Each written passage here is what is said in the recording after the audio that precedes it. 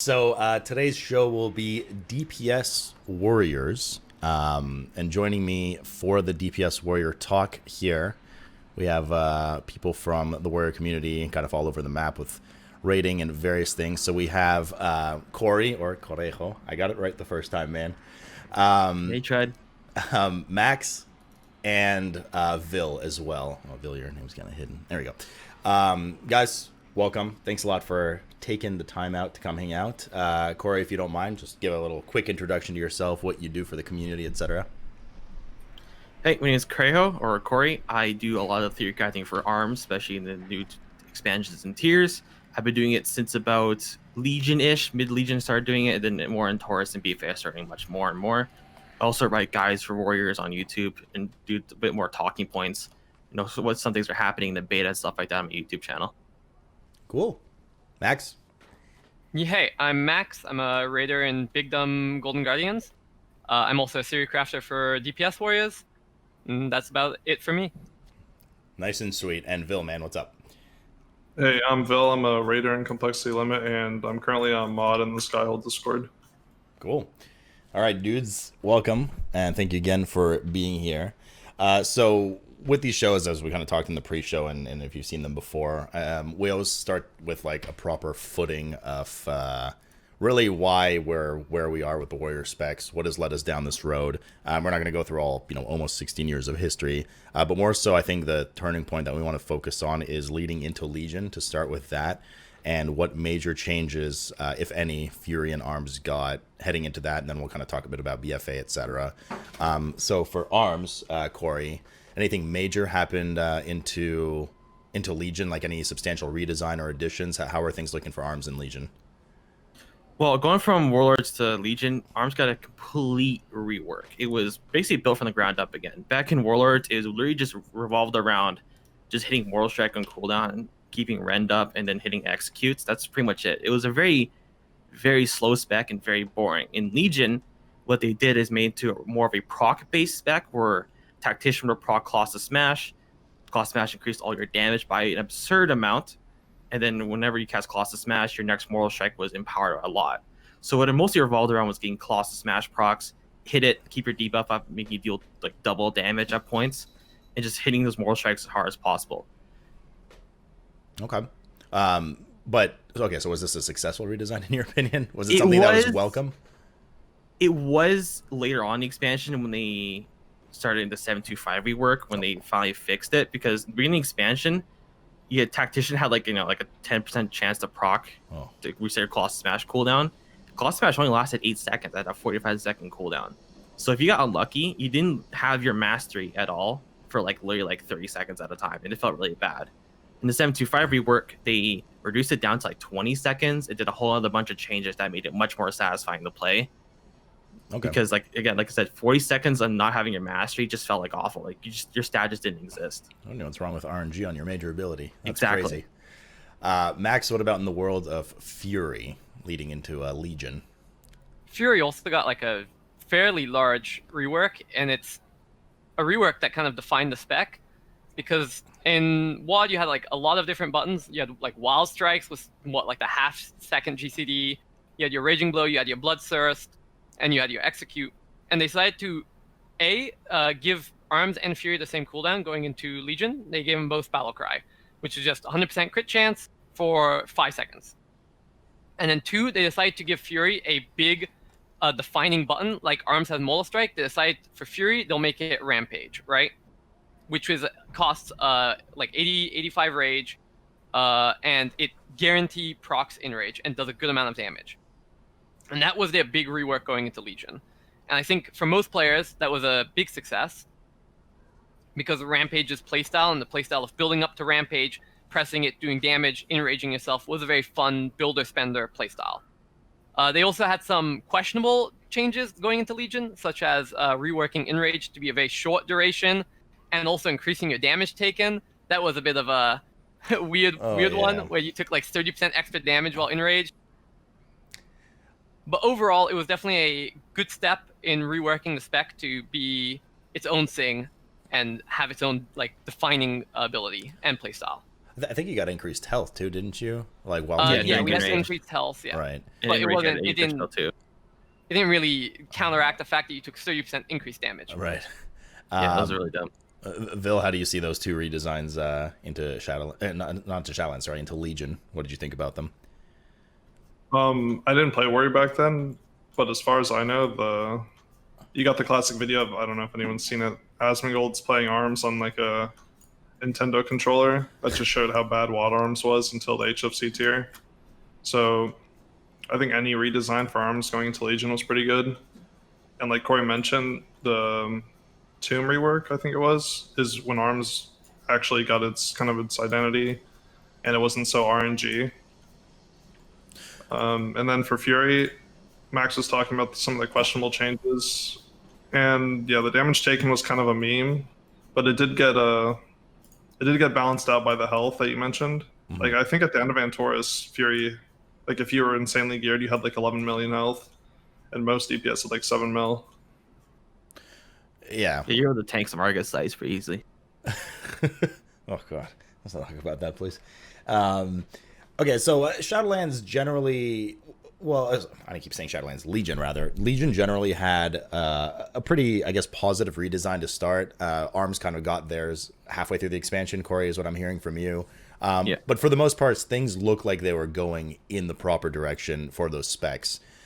So come the end of Legion leading into BFA, what did the two specs get starting in BFA to kind of help them with maybe the shortcomings in Legion, or to help further develop the spec? Corey, what about Arms? Arms, they had like really good intentions, because I think from a lot of people really didn't like the RNG factor for Arms. Sure, like in a Taurus and Tomb, sure, RNG was a big factor, but if you got really bad RNG, you weren't bombed one of the meters. So what they did in going to BFA is that they kind of lessened the RNG by removing the Colossus Smash reset out of the spec in general. It made more towards just a hard-hitting spec. Well, they tried to make a hard-hitting spec with a deep wounds, type bleed. And what happened is that the deep wounds was just so horribly tuned. They had the buff to scaling by 1,000% to make it even a viable stat. Because deep wounds was such a poorly designed dot mastery. It's just like it failed. Because they had to buff it by 1,000%, like I just said, and then again later on like 14% to make mastery even like a decent choice on any kind of content. Okay. The play style was still very similar. Tactician was still a thing, but only reset the cooldown of Overpower, which kind of took the place of Colossus Smash. So like you would hit Overpower and power your next Moral Strike, then hit that.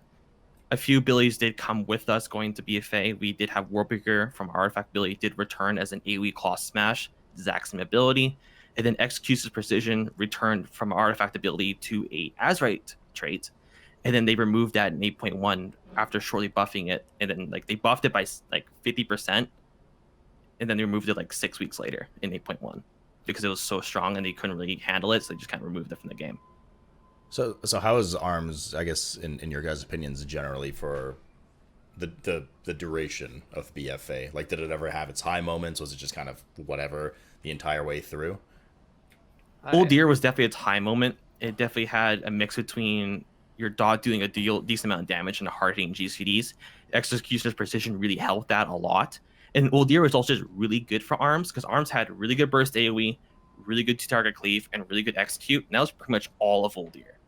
You could just like abuse Sleeping Strikes, abuse Blade Storm and Warbreaker, and do a ton of damage. And then in execute phase, if it had Devour, took increased damage, and Mother. So you just stack Execution Prisoner twice, hit 120k Mortal Strike, and you felt like a god.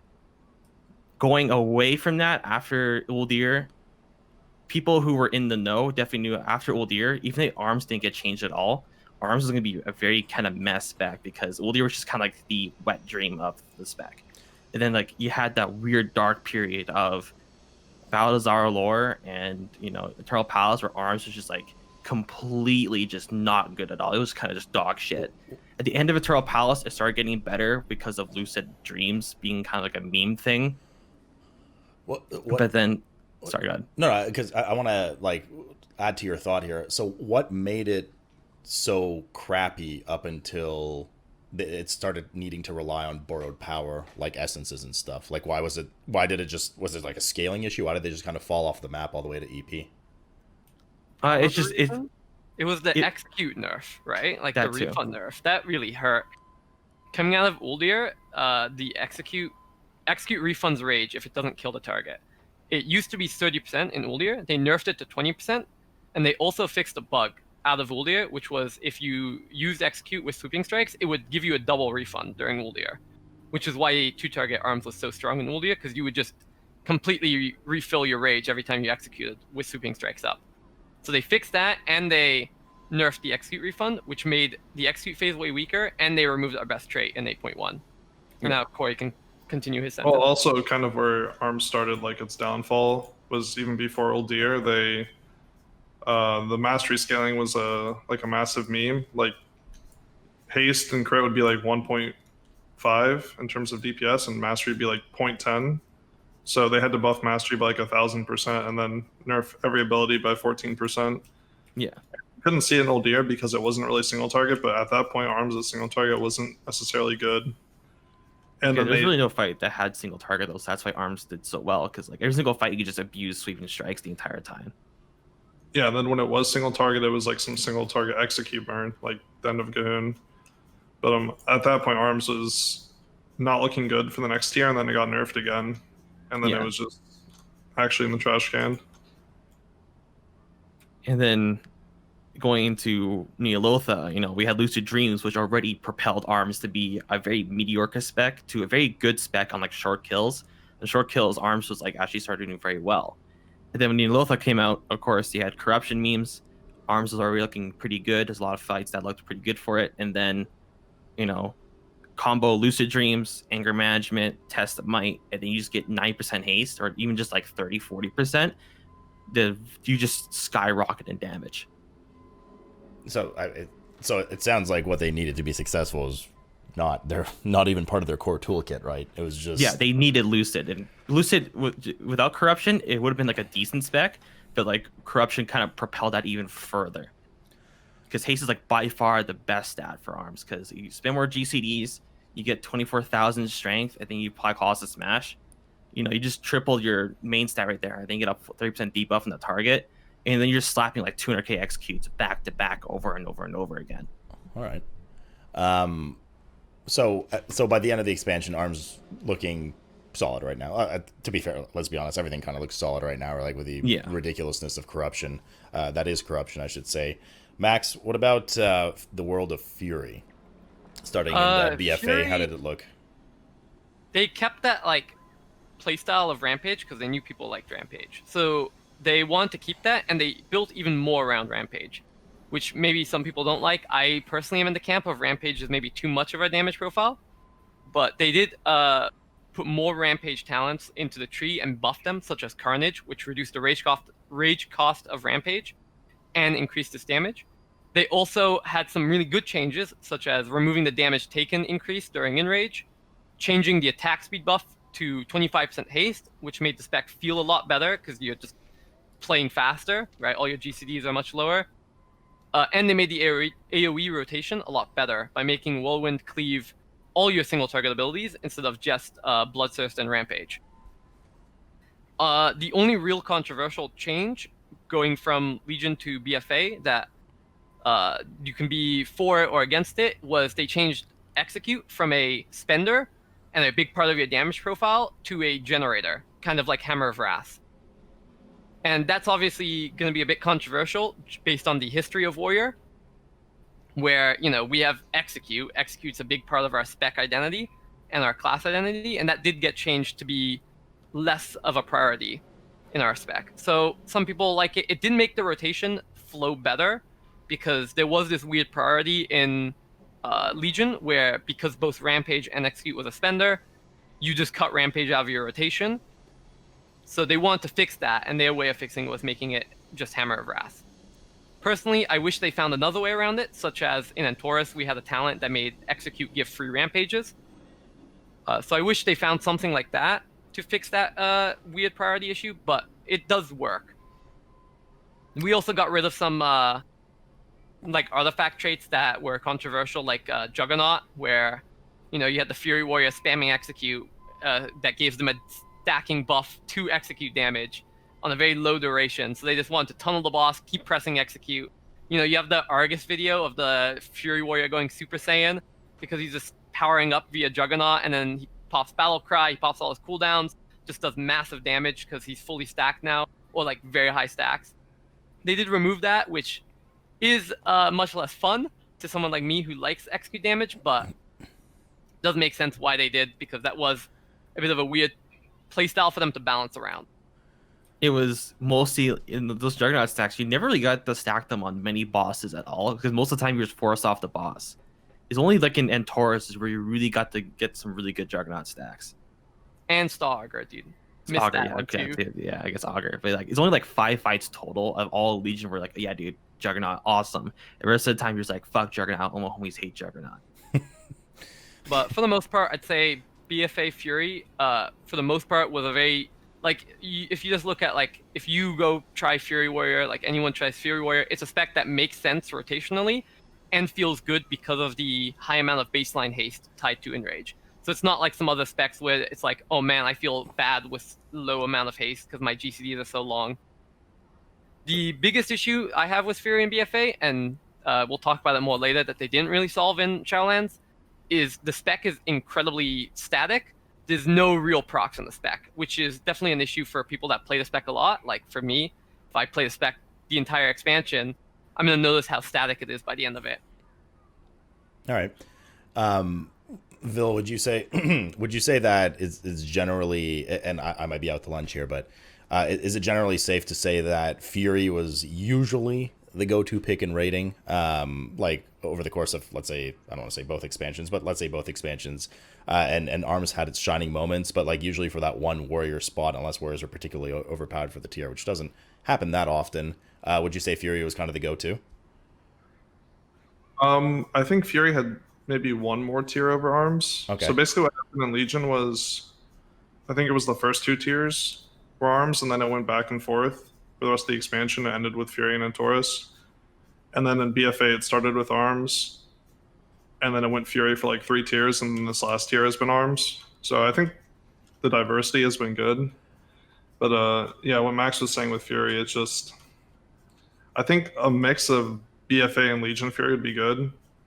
Legion Fury had like really good peak moments, like an execute, and Battlecry just felt good. But Fury right now, it's a little too static. And Max was saying earlier, like you could play Fury for 2 years and it would be the exact same every time, almost every pull with how it is right now. It just, there's no variance, and like you can look on a graph on Warcraft logs and you almost can't even tell when you hit Recklessness because it's like not really a strong cooldown, and your damage profile is just so consistent. Like even on execute and BFA, it was like a 5%, 10% increase. It was so small compared to Legion. So I think the spec is just missing like some oomph or some dopamine.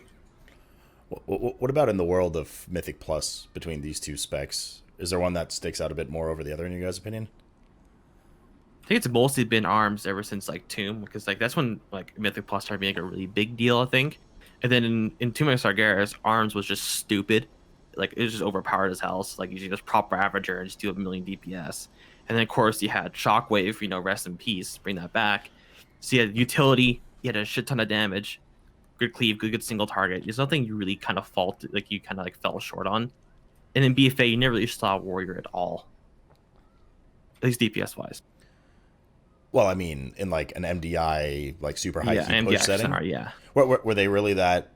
Like, is it just because they're out of the meta, or are they so memed that like you couldn't get in a pug as Arms Warrior or Fury Warrior or something like that? I think both Warrior specs were fine in Mythic Plus. Like, they're fine. They were melee, and melee in BFA was definitely favored in Mythic Plus. I mean, it's hard for me to say like, or any of us to say like if there were issues with getting into pugs just because of like we know people, right? So we just make our own groups. But I think both specs should have had a fine time getting into pugs, except for maybe Arms in BOD, Battle of Dazar'alor, because there was a community perception, and rightfully so, that the spec was very weak. But generally, since like Legion to now, I'd say both specs were like pretty good for Mystic Plus. Arms had really dumb bursts into Mystic, like Corey said. Like you had, if I remember correctly, the MDI at the time, they were like double Arms Warrior and then plus Windwalker teams. Like that's how strong they were. Okay. Then, okay, because, and I'm glad you touched on it, because community perception is always something that we talk about on these shows. You know, something like Rogue that we had in the previous weeks is not as susceptible to that kind of community perception outside of people just liking one spec underperforming, that kind of thing. How do you think the community is for perception is for Warriors? What I find, at least just in my work, my social circles, it seems that Arms gets memed a lot. And it's interesting to hear for you guys that, in your opinion, the performance of Arms is really not that far off, generally speaking, on average, from Fury over the course of the past few tiers. It's usually more selected, or at least more preferred in M+, but for some reason Arms is made pretty hard versus Fury. Like, people just kind of, I did as well, people assume that Fury's the go-to, Arms is the meme spec. There's always pogs in chat if Arms is actually doing well for once. What do you guys think of that perception? Is it well-founded, or is it just... It's not well-founded anymore. Because back in the day, like back in Mob and Kata, you had the weird meme of like, all of a sudden, okay, Arms is really good to start the tier. Then Fury gets critical strike chance, all of a sudden Fury is really good. And that kind of like was kind of true. But ever since like Warlords, that kind of stopped being true-ish because like hot fixes are much more frequent. And Arms does very well quite a good amount of the time. I don't know why people like hate on Arms, because like going to Neolotha, I was saying, no, this is an Arms tier. There's no way Fury's gonna do better. And then people were like, you know, memeing me, and then, you know, World First happens, and then you see Arms Warriors for pretty much every single, you know, raid team out there, because like Arms is just really good. Some people just really kind of like doubt Arms, because I don't know why. It's just like, Arms spec, Arms PvP spec, that's it. No, well, PvE, bad.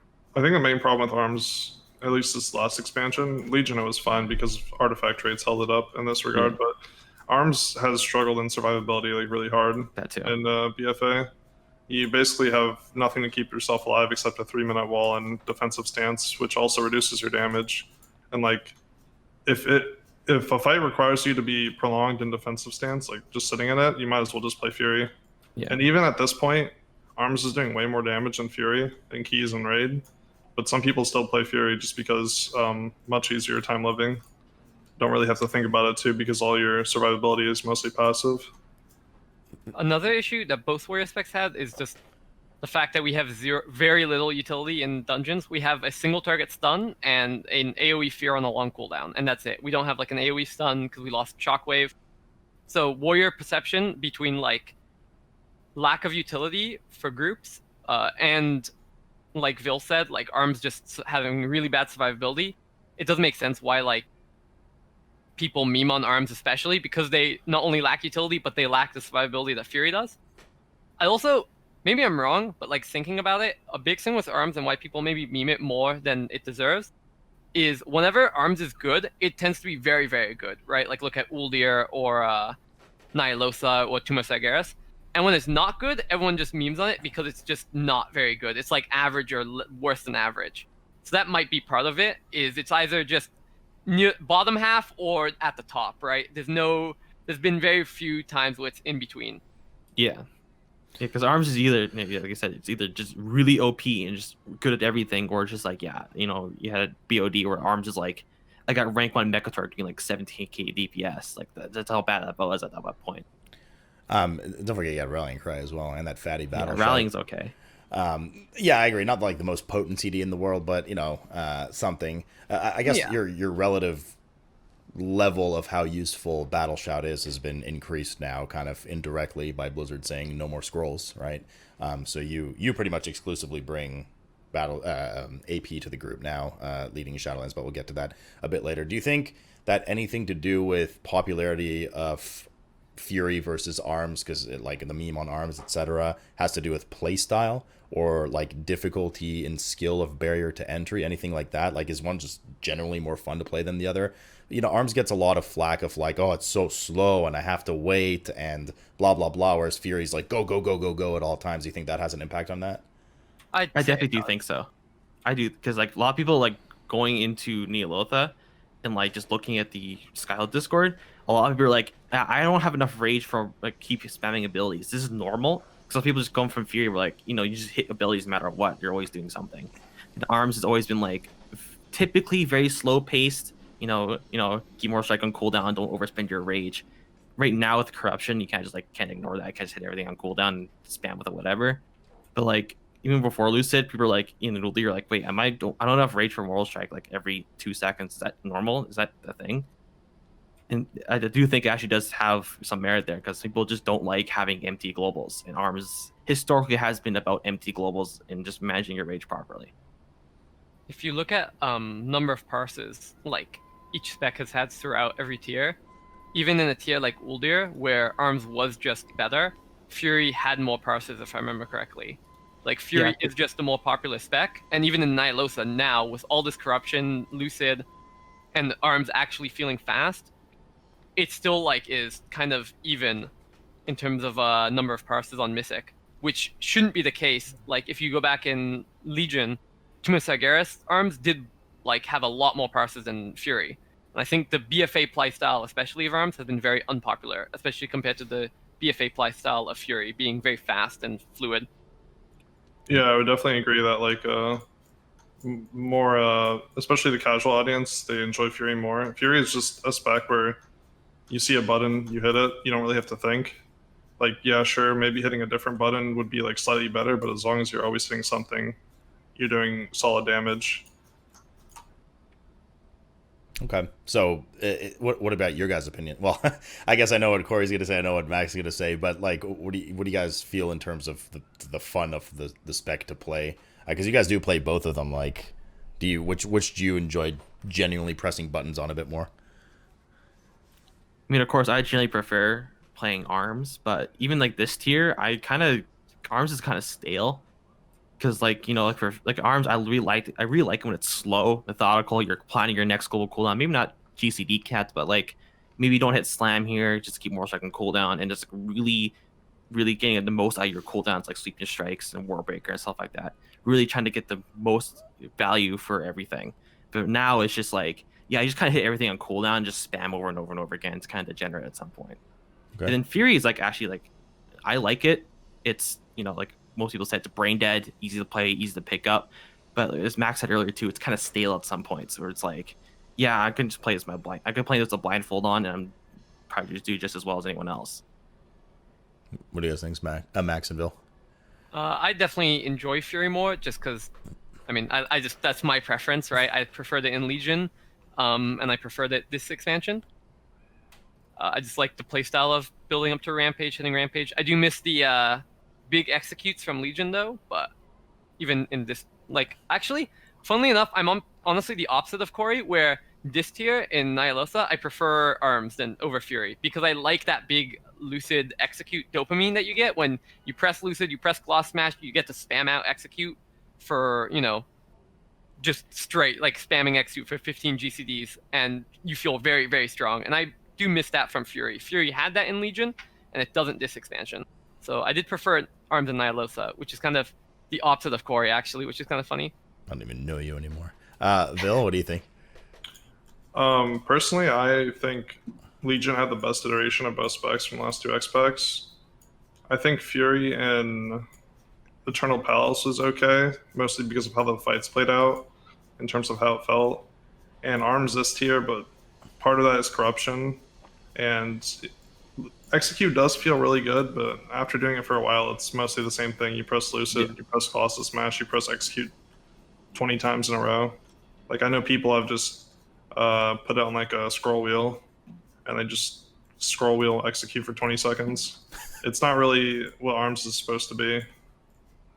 Yeah, when you go back to Legion, you look at the rotations back there, you're like, wow, this is a shell of its former self. Back in end of Centaurus, I was playing arms, like, man, I'm hitting like 4 different abilities in execute. I'm juggling executions, precision stacks, doing all these kind of things. And in Legion, it's like, Legion of BFA, it's like, yeah, deep wounds is 40% of my damage, and I'm hitting execute over and over again because that's all you got to do. It's just like a shell of its former self of like how fun it was. Is that because Artifact bye? No, that's just more just the redesign. Just the redesign? Because okay. they removed a few things that made arms hit really hard globals, using Colossus Smash Mastery, using executes precision. Because like an Uldir, that was kind of fine because you still had that balance between a bleed doing a decent amount of damage and hard hitting abilities.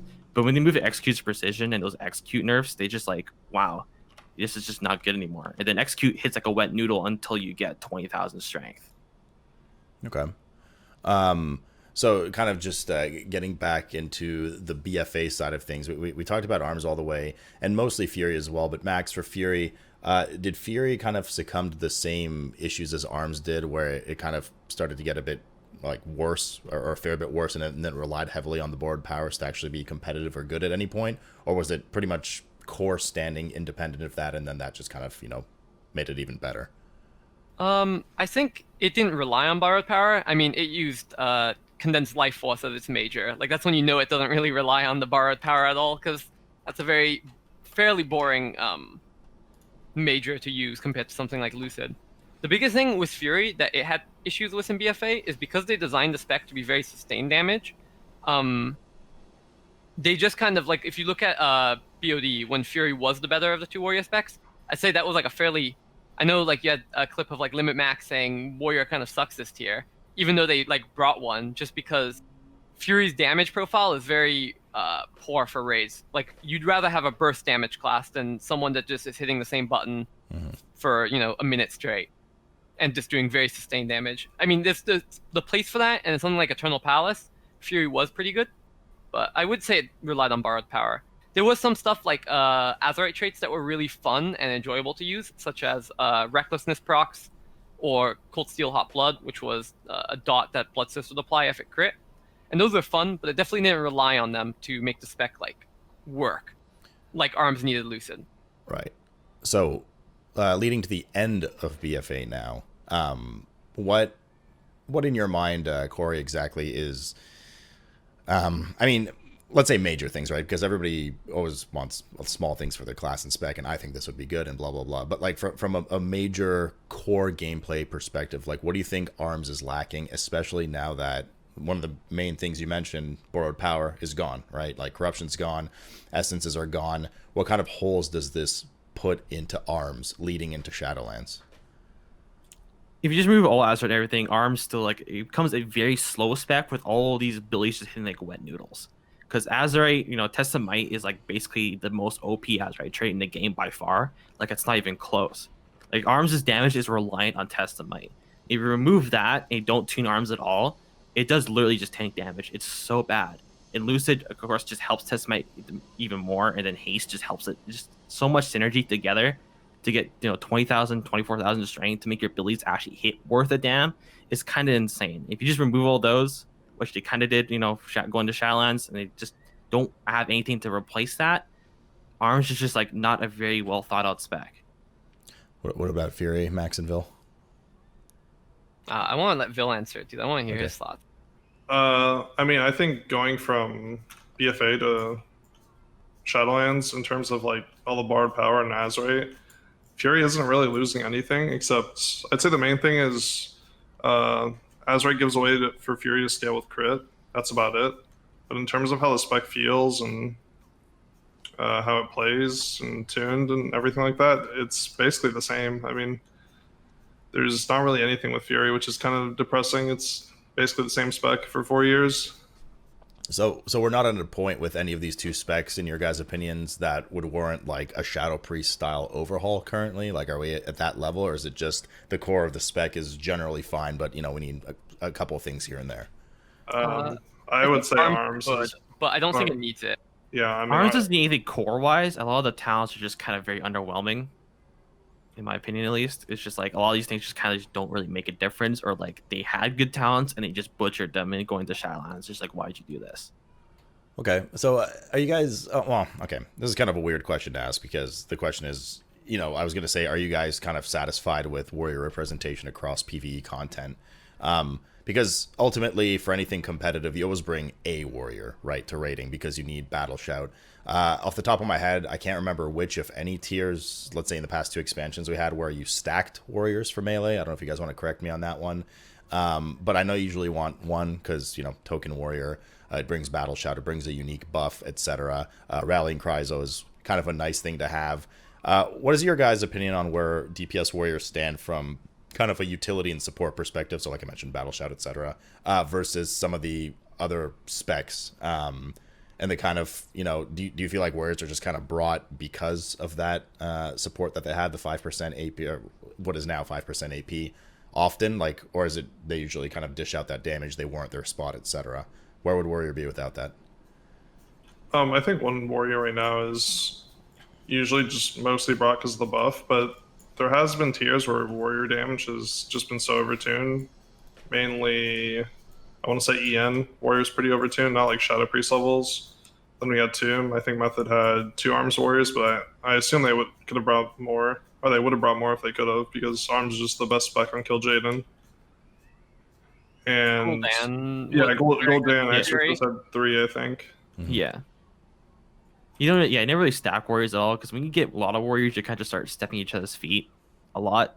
But like on Gul'dan, like especially in our KJ, you could have definitely just stacked warriors, because Gul'dan, you just did a lot of AoE with Odin's Fury and nuke eyes and get Juggernaut stacks at the end. And then KJ, you just pick Focus or Rage and you just absolutely demolish any kind of ad that existed there. Is there any changes to their utility or anything that you guys would like to see? Do you think you guys are lacking in that department, or you're kind of just the norm? Because just 1 second, because when I think like about warriors, right, when you're like from a raid leading perspective, from whatever, right, you're trying to kit out your group, min-maxing buffs, you have to have obviously a demon hunter in there for debuff, you need a monk, and warriors definitely are something that you kind of like need to have in there, especially more so now that you don't have scrolls. So there's certainly one of those classes that is kind of like, their performance to a relative perspective is almost a secondary thought sometimes, right? Because you're like, okay, I got to hit these like annoying unique debuff and muff marks. What do you guys think? Max, go ahead. I think they're in like a fine spot utility wise, especially with what we are getting in Shadowlands. The only thing I wish we had was an AoE stun back like Shockwave, but that's just like a wish at this point because I don't think we're getting it. I think the stuff we're getting in Shadowlands is definitely very nice, and I do kind of agree that in some tiers, like I mentioned, BOD, where you just had to bring a warrior because of AP. So it feels a bit bad to sometimes be just that like buff, that buff spec, that buff class of like, oh, I'm just getting brought for this. But I don't think it's a terrible thing. All right. I think we're in a good spot utility-wise. Also, Rally is like a very strong raid cooldown. Like in a raid setting, Rally's super strong for sure. Will, Corey, what do you guys think? I completely agree. It kind of does suck. Oh man, I'm here because I'm Battle Shout. I'm only doing farm because I'm Battle Shout. But then it does kind of feel good when warrior damage is good because you're brought for your damage and then for your buff. And then it also kind of sucks at some point because like when a warrior isn't that good, like in BOD, I kind of miss having a warrior buddy. It's kind of fun to be having someone that's same class you can talk to and like help propel your damage. And like in BOD, you only have the one warrior, and it's just like, okay, now I'm just sitting here alone, and no one I can really talk to. I'm here for attack power buff, which could be easily replaced by a scroll if I do even like kind of shitty performance wise. All right, Bill, what do you think? Yeah, I mean, Corey's right. It does suck when you don't really have anyone to talk to. I don't remember having raided with another warrior for all of BFA and Legion, so I mostly just talk to these guys. And in terms of utility, warrior isn't really getting that much more. It's mainly reflect. There's some mechanics you can cheese with reflect, which is nice because, as you can see in BFA, reflect on Pro Warrior is just insane in some scenarios. So having that as a DPS warrior is definitely really good. Yeah. We'll touch on those SL changes in a second. On this note of utility and unique buffs and debuffs and whatever, the kind of more meta topic I'm curious to hear you guys' thoughts on, not necessarily from a warrior perspective because we just dug into that, but just the concept that Blizzard still maintained for a while now of these kind of unique things that make classes and specs stand out, right? So only demon hunters bring magic debuff, only warriors bring AP. And the kind of stringent nature that creates of 36 different specs for 20 spots in raid, for 5 spots in dungeons. How do you guys feel about that? Like, do you think we should change that? Do you want to see them move in a world where these don't exist, period, let's say, or maybe homogenize them a bit? So have I don't know, like Ret Paladins also bring 5% AP and have like 2 or 3 classes bring these things so you can start to mix and match rather than kind of everybody's like a, you know, like special snowflake kind of thing and offers something, because this kind of could feed into the meta a bit. What do you guys think about that? Or do you like it? Obviously, the other part of it, maybe you just like the way it is. What do you think, Corey? I'm pretty mixed. You know, I like being brought because of like I said, I mean, it kind of suck, but like I like having a solid raid spot. But like it's just I kind of hope they add a bit more homogenization. I think because like I don't think Warrior should only bring AP. Like you said, Ret Pally would be a decent choice. I kind of want to be brought because my damage is good and what I do in raid is good, not just because I just bring 5% AP. Maybe I do really good execute, you know, Warrior really good execute. I want to be brought for that. I want to be good brought for like a really good 8 cleave because I can really nuke those ads down. And in Tomb and all of Legion, you kind of had that where Warriors brought because it did really good damage and it felt really good when you did do really good damage, and just it felt great to be brought because of the more for the player rather than just like, okay, here's your buff bot, you know. Bringing the player, not the class. Yeah, I really like that, but like I just don't like being brought because yeah, I'm a 5% AP buff. I have to be here. Vil, what do you think about the structure of unique buffs and debuffs? I'm in the camp of I'd prefer if they just removed all of them. I don't really think it's fun. Just bringing someone because they bring a buff, like Corey said. I also don't like being in a dungeon group and not having every buff. I just feel like I'm missing something. I would prefer if classes were.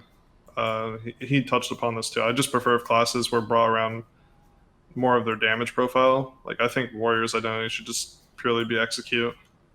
I know they maybe don't like that you do like 80% or like 50% of your damage and execute some tiers, but that's just always been the high point for Warrior for me is execute. Okay, Max, what do you think? I wish we did move away from like the class buffs. I don't think they're like entirely bad for the game if they can't figure out another way to balance like the utility among specs. If they really want these buffs to be, you know, the utility a spec brings. The biggest issue I think is which specs get them, right? Because look at, let's say, Demon Hunter, for example. A Demon Hunter's toolkit overall is pretty good anyways, and like they were in Legion and BFA, like they were consistently pretty good damage wise, and then they also had the magic debuff. And I think that's a bit silly, and sometimes Warrior does have that, right? Like for example in Nihilosa, like Arms Warrior does do a lot of damage, and they have the AP buff, right? Or imagine if Arms Warriors had that in Tomb of Sargeras, right? They had one of the highest damage, like they were one of the highest damage specs in the game, and they brought AP buff. Like that's just, I think it's better for balance if they remove that and separate our utility in another way. For example, I think like the raid cooldown a spec brings is a better way of differentiating between classes. Rally versus darkness, right? Darkness might be better on this fight. Rally might be better for this fight.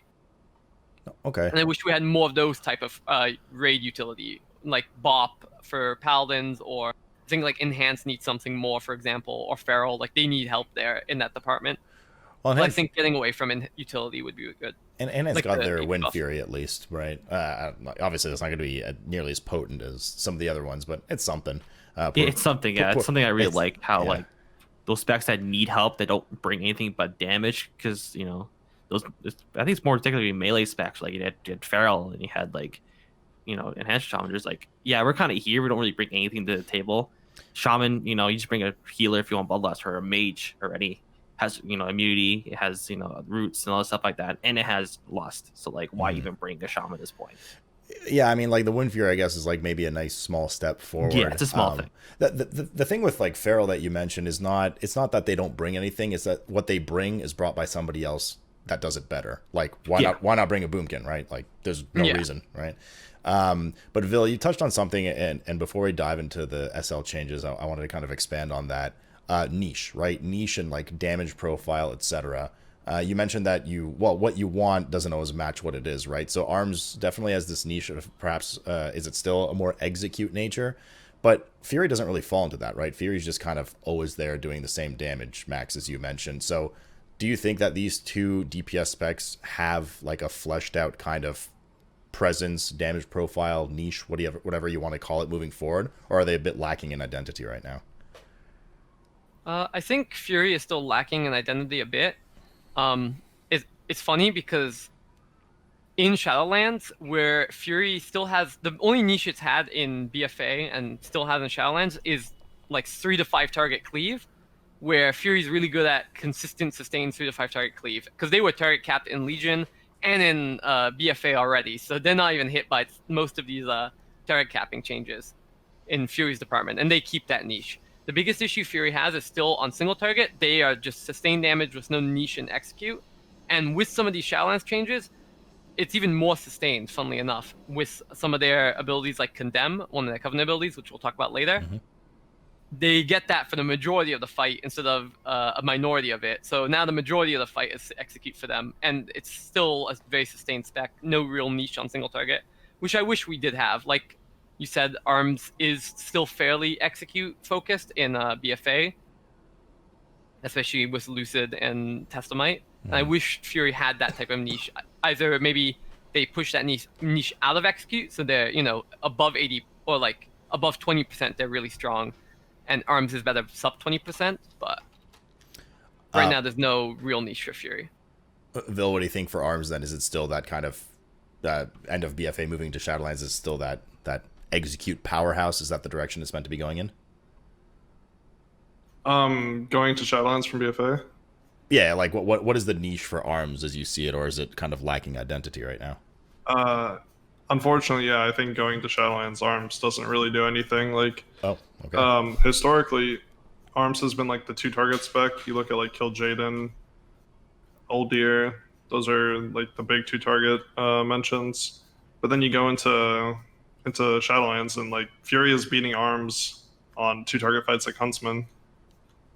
Arms just doesn't really have anything right now. It kind of had execute in BFA near the end, but I don't think Arms really does execute that well either right now. They added Executioner's Precision from Legion back to Shadowlands as a legendary, but right now it's just so undertuned. Mm-hmm.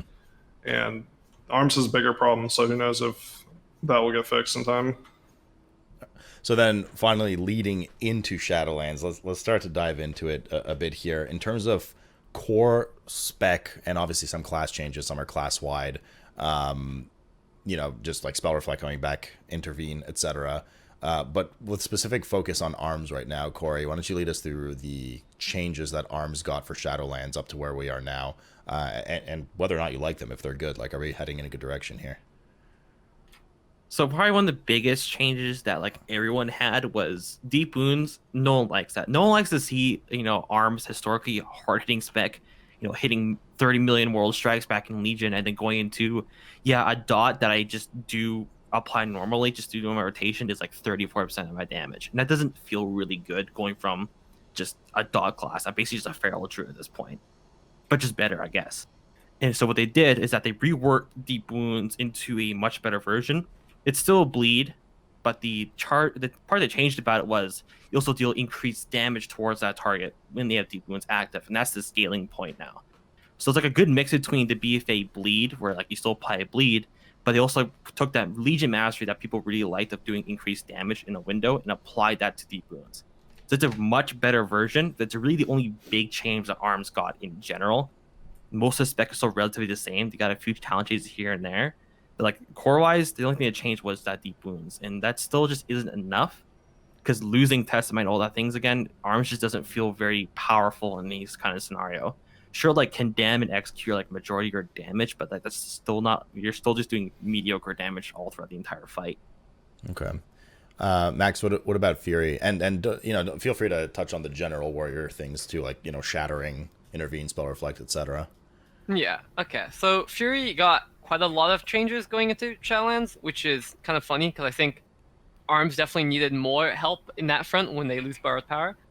So one big change, which is controversial, is Enrage's 25% haste buff got reduced down to like 15%, which obviously reduces the speed of the spec by a lot, and that's something that a lot of players did like.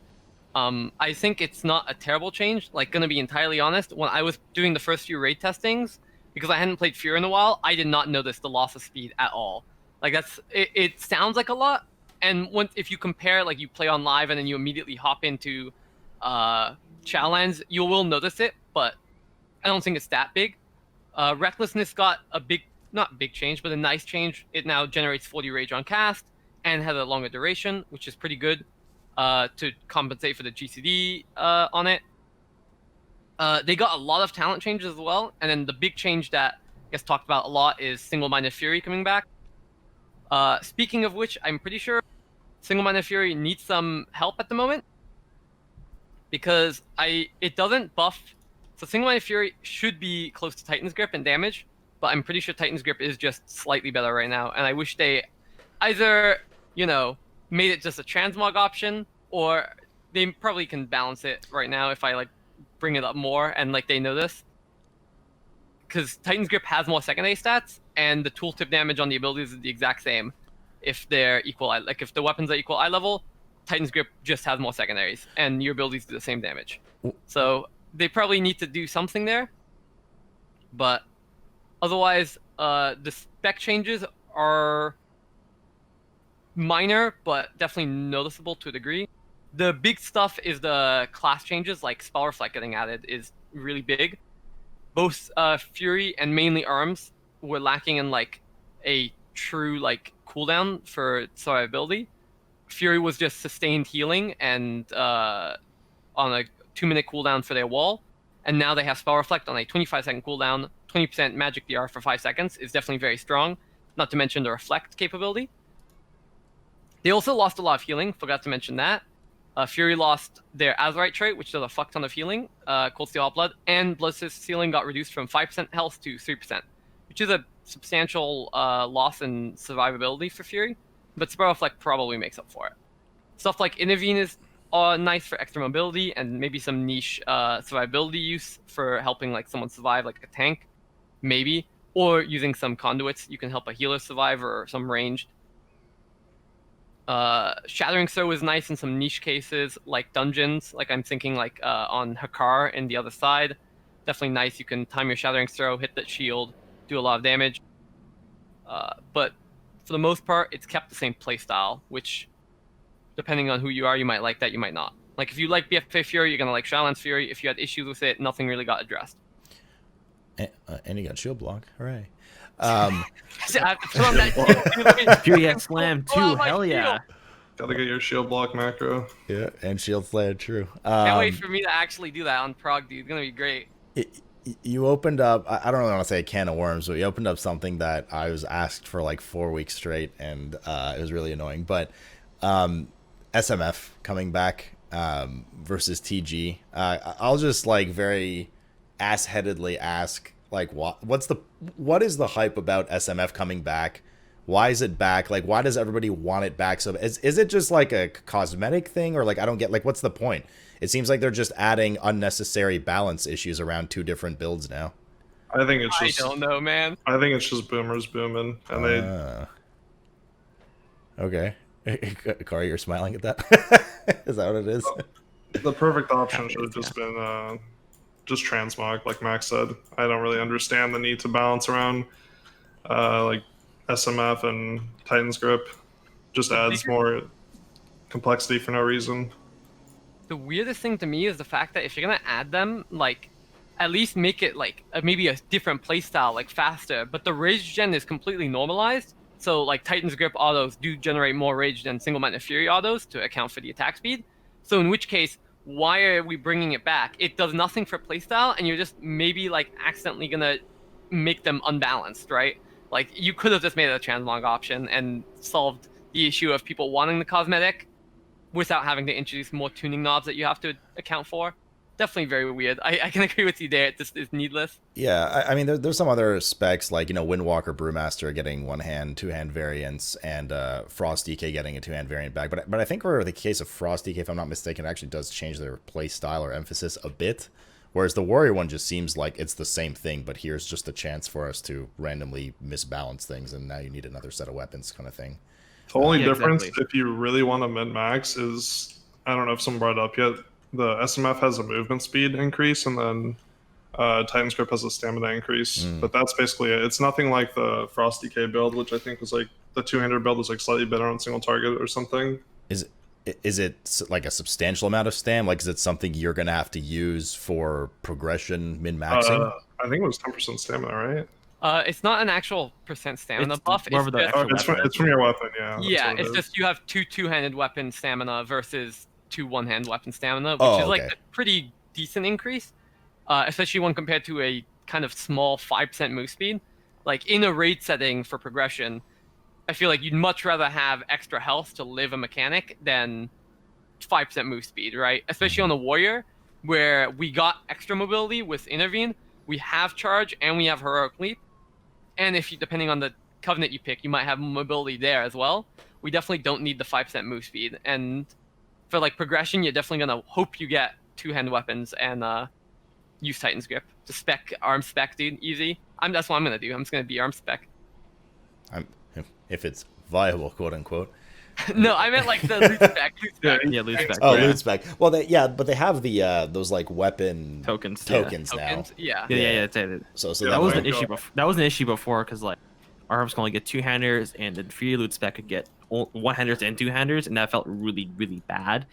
And then prod spec could get only one-handers, but what if the boss also drops a tank trinket, right? Like what if I want one-handers for single-eyed fury, but what if he drops a trinket, right? And I'm scared of going prod. I think overall the change was good. I don't know, in my opinion. Yeah, the tokens are fantastic. The tokens are great, and I'm just trying to look through the tokens. I'm just seeing if anybody gets screwed by not being on the token table for the two bosses that drop higher eye level. But I think everyone's on there. Warrior's certainly on there, from what I can see. Rogues, man. But yeah, no, it's nice in that sense. Yeah, tokens are great. So now that we've kind of summarized the core changes to Arms and Fury, do these, I guess especially for Arms is kind of what I'm getting here, but nonetheless for both of them. But let's start with you, Corey. Do you think for Arms that this kind of addresses / fills in all the stuff you're missing with board power, etc.? Like, are there still a lot of Swiss cheese holes in the Arms spec right now, or are you kind of worried about it? Like, what's going on with these changes? It still has some Swiss cheese holes, like you just said. The deep wounds change is nice to have, like, not have a bleed be majority of your damage, but like a core to spec is still just kind of lacking in general. Sure, the spec is slow and supposed to be slow, but like you're missing globals all the time. All of the talents that were good in BFA got reworked to be even worse.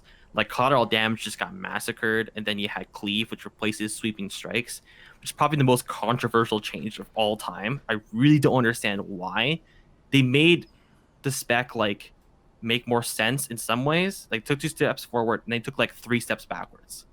It's just like, why'd you do these things? Some of these talents are really nice and really well designed, and then you just kind of butchered them. And the deep wounds, sure, it's nice to have like an increase of damage, but it's also kind of weird on kind of AoE and single target, because like, okay, I want to apply deep wounds with Mortal Strike, then hit Colossus Smash, then start doing damage, and that feels kind of weird. Or on AoE, it's like the only way to spread deep wounds on AoE is using Blaze from a Ravager or specking to cleave. And then specking to cleave, you lose sweeping strikes. So like, sure, I want to apply deep wounds immediately to use 2 guys, but then I lose my 2 target niche. Like, what's the point of that? Like, why? All right. Well, and what about for Fury, Max? Fury got more talent changes in Arms, which again is kind of funny. Like if we're talking about talents, and most of them were good. I think for the most part, like we said earlier, Fury didn't really rely on borrowed power, so they're in a good spot in Shadowlands in terms of, like I said earlier, if you like BFA Fury, it's staying the same going into Shadowlands, which for me is a bit of an issue because I did have some issues with BFA Fury with, like I said earlier, lack of procs, very static rotation, but they're in a good spot for sure, and most of the talent changes make sense. There's a few outliers that are very weird and don't make sense. For example, Reckless Abandon. I know a lot of people are hyped about the change. I don't like it, talent-wise. But like for the most part, it's pretty good. We can go into detail about the talents. I just don't know. Yeah, we will in a bit here. What do you think, Vil? Between the 2 specs, are they still kind of lacking a bit here moving in? I mean, everything's always technically lacking, right? Like I don't think. In a lot of ways, I don't think you're going to talk to most people about state of class design in WoW ever at any point 10 years ago, 5 years ago now, and be like, oh, yes, this is perfect. There's nothing they can change, right? But, is there anything major in your opinion? Personally, I could go on a rant for arms about for days, but Fury, just what Max was saying, it's the same basically. Nothing's really changing. We got some new talents. I mean, they don't really impact that you play. You still just hit buttons on cooldown. They're just passives. Arms has so many problems right now. It has multiple talents that can not only do they not interact, they conflict with each other, so they make each other worse. And it just has like kit problems. Like if you take Warbreaker, which makes your Colossus Smash AoE, you would want to use that and then Bladestorm, right? But you want to get deep wounds on everything, but you can't baseline, so you can't buff your Warbreaker. It's just in a really weird state right now. Yeah, the new mastery change fixed some problems, but introduced a lot of new ones, which is just weird. And like Village just said, there's a lot of talents that just conflict with each other. They make you spend less rage by getting a free proc, but then there's talents that want you to spend more rage to get the cooldowns faster. It's just a lot of anti-synergy for really no reason. Dude, that sounds so dumb. Yeah. It's been in the game for like 4 years now because it abused it one for one tier, and now it's just still in the game because they don't like it.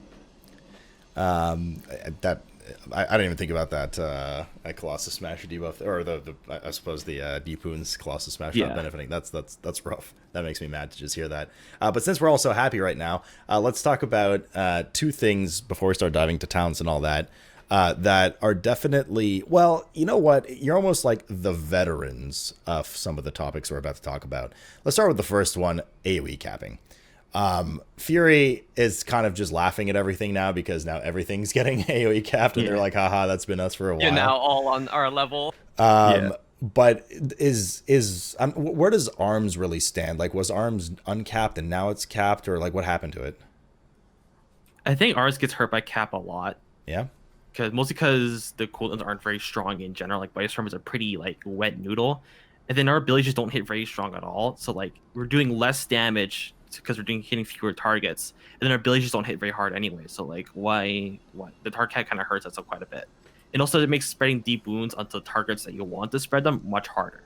Say there's like 8 targets, but like there's like 4 ones you really don't have deep wounds on because they're high priority. Then you just hit cleave and they're all stacked up together, and I just like, okay, now the targets I didn't want deep wounds on now have deep wounds. And it's just like not really sure why some of these abilities are capped at such a low target. Okay. But for Fury, you're used to it, right? So. Oh yeah, Fury. It's like the exact same. As nothing changed. So I'm curious now, and we have like a special opportunity here because so many people are freaking out about this big change, but you've been riding this change for ages. So how has it felt all these months and years to have that AoE cap? What can you impart amongst our young innocent viewers that are entering the world of AoE capping? How does it feel? So yeah, Fury's had the AoE cap since Legion, but the big thing that Fury had that some of these specs they like when introducing the AoE cap are missing is even in Shadowlands, Fury's always had at least one button that goes past their AoE cap and does a lot of burst AoE, right? So in Legion, if you look back, we had the AoE sustained cap, but you had Odin's Fury that just did a metric fuck ton of damage, right? Or Moonglaze when that came out. You put the Moonglaze down in your Battlecry, you Battlecried, enraged yourself, pressed Odin's Fury, used a huge amount of burst damage that was uncapped. Your sustained AoE was capped, and I think that's a fine thing to have for a spec, like the niche of Fury's had this niche of with really good sustained, 3 to 5 target cleave, because that's what we're capped at, and so they tune us highly there. If you look at ARMS though, when they capped ARMS right now, the only ability ARMS has uncapped is Warbreaker. Bladestorm is capped at 8, Ravager is capped at 8, Cleave is capped at 5, Whirlwind's capped at 5. So you have no real button, and Warbreaker is a talent that you're unlikely to pick because of the deep wounds changes that we talked about. So I think that the AoE cap isn't terrible, but you need to have a button at least that goes past the cap, in my opinion, to make it feel good. So that way you have your burst cooldown that can go past the cap, and otherwise you're good in this sustained area. So I think that's the balance that ARMS is missing, and Fury has had for 2 expansions. But so Fury got even more screwed with AoE cap then? Is that no? Because Dragon Roar is uncapped. Still. Oh, Dragon Roar. Dragon Roar, and they made Dragon Roar even better. Oh, they made Dragon Roar better for Fury. They left it uncapped, and then they capped the Fury version of Bladestorm too, which is very weird. Yeah. Now there's no reason to pick Fury Bladestorm over Dragon Roar. I Yeah, think Fury. Sorry, go ahead.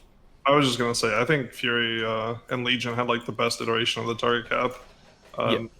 The thing is, Fury and Legion, like it was target cap, but you almost didn't notice it because Max was talking about like the burst window with Odin's Fury, and also Whirlwind like did damage back then.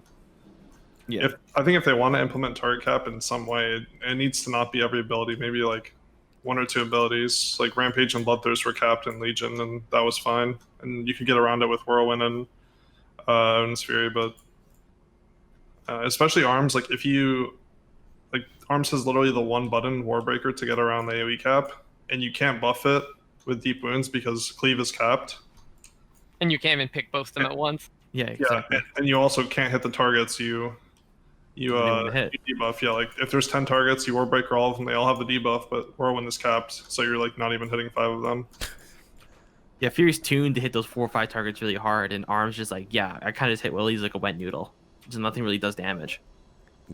Do you, so conceptually speaking, right, like if we're to kind of, you know, zoom out for the more meta discussion here about AoE capping, how do you guys, like, just to reiterate, right, before we go that it's just, oh, it's evil and I hate it, at least just to put into perspective, the reason the AoE capping was brought in was to try and create niches between classes so that, you know, you have somebody that is a much higher DPS, or not much higher, but higher DPS specialist and, you know, cleave up to 5 target, 6 target.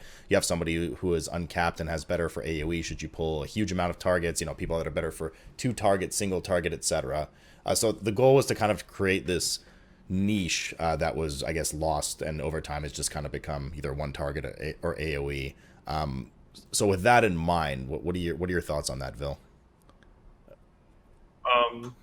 Just coming off of BFA Fury, where the target cap actually meant something as compared to Legion, I can just tell all the melee players are going to feel very sad when the range say they have cooldowns and they're going to do a big pull, and then you're hitting 5 targets and the range are hitting 15. There are a lot of range that are capped too, though, right? Like Ignite Spread is 8, multi-shots 5. Like Shadow Priest, Warlock. Yeah, Shadow Priest and Warlock I think are pretty safe, if I'm not mistaken. Boomkin, I think Starfall's uncapped, right? Max, what do you think about, like, conceptually the AoE cap, especially since, well, all of you guys have been kind of living in it for the past few months and years anyways? I think like maybe it's the Stockholm syndrome, but I like because I've dealt with it for 4 years. I don't think the AoE cap is like inherently awful if you have that way to get around it on a cooldown, right? Like I said, when you had that Odin's Fury, it felt like fine that you were capped because you could do burst. Like, you know, if the tank says I'm pulling, I have cooldowns. Okay, I go pull cooldowns. That's fine. Then we can do a small pull after or something.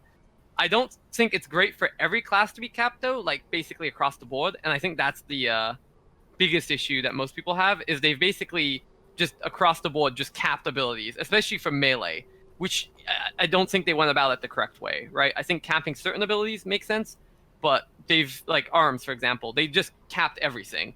And that's not good, right? Like I think Cleave could be uncapped, and that's fine. Like if they want, or Bladestorm should just be uncapped. I think they need to pick and choose which ones they cap instead of just across the board. Because it's actually, I say it's fine, but at the same time, it feels kind of bad for me, where I've been capped this whole time, and that was my niche, quote unquote. That you end up just getting around it anyway, via Odin's Fury or now Blood of the Enemy plus Dragon Roar, and that was your most damage anyway, not even your niche cap.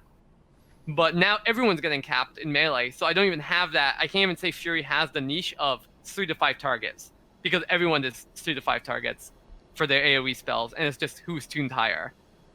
Right. Also, just a general thing too, with the target cap, it would be better too if they like attempted to design around it. But from what I can tell so far, like everyone's beaten the horse to death about Chaos. Like you got 20 ads on the screen at once, you can hit 5. And then just some places in some dungeons, like in Plaguefall, you got those spiders near the end. I haven't done the dungeon in a while, but I remember there was like 10 spiders and they did massive group damage, and you know you can only have 5. Like what can you do? Yeah, well, yeah, those spiders die in like a hit or two. It's not too awful. But the thing is, I agree with what you're saying, designing around it. But I mean, it's one fight that's referenced, right? I mean, they can't never design a fight again that has sometimes 10, 20 targets, right? Because they have to also let the guys that aren't AoE capped flourish in some way. I'm not saying it's not a problem, because I think it is, but it's not like every fight in Nathria is 20 targets, right? And then it's like, what the hell is this? That's fair, yeah. For the most part, in fact, all of them are pretty much in check. But we'll see. Nonetheless, Corey, what are your thoughts on it?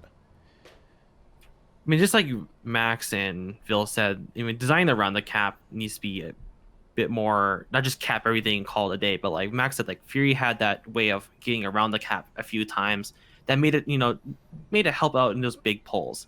Like Arms just has like none of that. It's just like all your abilities that did do damage are now capped, and now you just can't do anything. The Warbreaker is the only uncapped ability, and it sucks. So like if they just pick and choose what abilities should be capped, like Cleave should be uncapped, stuff like that, or just like Blade should be uncapped. There should be some ways to get around it, because sometimes like some bosses, some encounters, you're going to have more than 5 targets, and it'd be nice to have hitting those extra targets. It would be just a little bit better. I want to just sit here and be like, yeah, I'm bladestorming in front of 20 mobs and only hitting 5 of them. It just feels kind of weird. Mm-hmm. I think it's better for dungeons as well to have like at least one ability that's uncapped, because then you can play around it, right? Like that feels good as a player, at least for me, knowing that like, okay, I know we're going to do a big pull in like, 2 pulls from now, we're pulling like 20 mobs. So I'm going to make sure I have my uncapped ability ready for that pull. And maybe they don't want you to do that, and maybe that's why they kind of just capped everything for some specs. But I think that's like what I would like if you're going to have a target cap is, let's say you have these sustained abilities that are capped. Like, let's say for Arms, if you want to cap Whirlwind, sure. And if you want to cap Cleave, sure. But something needs to hit everything, right? So maybe just Bladestorm. Bladestorm just is not capped. Or they'd go the other way, right? Maybe they make Arms, their burst AoE is capped, so Bladestorm stays capped. But they let it so Arms has like completely uncapped sustained AoE, so Whirlwind and Cleave is uncapped. And I think the issue that Arms has right now is they have no niche. They just are capped. There's no thought process behind it, and that's the case for, I'm sure, quite a few melee, where they just are capped, no thought process behind it. Yeah, even like their 2 target cap or what their niche is supposed to be with this cap in place, right? Yeah, even Arms' 2 target niche just kind of got obliterated this expansion too. They just took it out back and shot it. Like Arms has no niche. Sure, it does majority of damage in execute, but it's very mediocre. And that execute damage is like barely regular DPS. So like, what's the point? What's Arms supposed to do at this point? It kind of seems like you guys aren't the first kind of group of melee especially, but people that obviously we talked about the AoE cap, and it seems like the decision to which spells were capped and which not, once they made this general change, was kind of like throwing darts at a dartboard. And that it didn't really seem to have too many logical theories behind it, and just like being full AoE capped is kind of weird. I think it's really interesting what you guys are saying too. It's fine to have an AoE cap as long as there's some bigger buttons or abilities once in a while that you can excel with, if it's that way. Like if you look at an M+ dungeon in Shadowlands, they're certainly constructed for the most part that on a per pull basis, there's definitely 5 targets, sometimes 3, maybe sometimes 6, right, with some smallies in there. But we know the reality there. The reality is you're then going to combine 3 of those 5 packs together. Everybody pop your CDs and go ham. And if you don't have that big moment for those moments, then it kind of becomes a problem because you're against the clock. So it's just it's interesting feedback that it didn't really seem to have any logic to what was changed and why, which in a way, ironically, actually kind of leads us into the next subject, where they went completely overboard with the GCD capping from at the beginning of BFA. I'm not sure where on the totem pole Warriors lie in the GCD capping, especially Fury. I don't think it's the end of the world for Fury. I know one of the biggest complaints historically for GCD has been sweeping strikes, Corey. That one's been a huge issue for Arms. Definitely. So where do you guys see the GCD situation right now for Warriors? Are you guys, because you're certainly not in the whole like unholy DK7 GCD boat before pull, Ret Paladin even now, etc. Yeah, it's definitely not that bad. DR we had charge on the GCD, which was definitely awful, but they thankfully removed that. The worst thing, Warrior, man, you reminded me of charge on the GCD. Unfettered Devour, yeah, I would literally just not DPS for like 2 seconds for the knockback, because like if I had GCD, I just don't get back towards the boss. It was pretty bad back then. I think right now the only egregious thing Warrior has is rallying cry on the GCD. Obviously, everyone would prefer if like stuff like Avatar and Sweeping Strikes was off the GCD. I think Sweeping Strikes maybe could be like a half GCD if they really don't want to take it off. But yeah, I mean, it feels pretty bad to just hit Sweeping Strikes and do nothing. Like, doesn't give you rage. It doesn't hit a target with something. It just actually does nothing. Yeah, I'd be less against it if it generated rage or just some kind of like damage in front of you. But like, you just hit it and then you're like, yeah, I'm just sitting here for a second and a half because why not? And well, other classes like Blade Flurry does damage when used now, right? So like, why can't I have that? Yeah, I'm actually very surprised Sweeping Strikes didn't get the Blade Flurry treatment, or like they're addressing the GCD in 3 ways, right? Number one, I don't want to say number one, but one of the ways is let's combine 2 abilities together. They did that for Arcane recently a ton, and helped them a lot. The other one is give the Blade Flurry treatment. Let's add like oomph to this button when they press it. And the third one, which is like the nuclear option, which they avoid at all costs, is take it off the GCD. I'm really personally surprised, at least, even from what I know about DPS Warriors, which is not nearly to the extent you guys know, that Sweeping Strikes didn't get the Blade Flurry treatment. It's like the same thing, right? Yeah, the only CD that ARMS has off GCD actually is Deadly Calm, which was fine because it lasted 5 seconds, and when it first came out, it was on the GCD, and that felt awful. So you only got 4 seconds of a 5-second buff, and that felt like shit. Yeah, well, dude, you're talking to a paladin who has a 3-second charger on the GCD. It's I guess so. Feels lovely, but overall the GCD not too bad of a subject. It just seems like they kind of missed the mark on a couple of things, but it's not something that you just hate your life playing all the time because you have to sit there for 10 seconds every minute or two, popping all your lining up all your CDs, right? What's funny is, like, a big reason, I think, if you think back to like Legion, Fury Warrior was definitely one of the worst offenders of offenders in Blizzard's eyes. Of we had like 3 or 4 cooldowns that we all popped at once in a macro, and they didn't like that, and they fixed it for Fury. I'm putting it in quotes because like it depends on if you think it's a fix or not, but just removing all those cooldowns, and then you just have Recklessness as your only real cooldown anymore, because Fury actually has nothing else, right? You have Rally as a defensive cooldown, but offensively you just have Recklessness. And that's on the GCD, and they made it a bit better by making it generate 40 rage when you pop it, and they increased the duration by an extra 2 seconds. I still wish it did a bit more, but like Fury's in a fine spot, like Vil said. ARMS just really has Sweeping Strikes.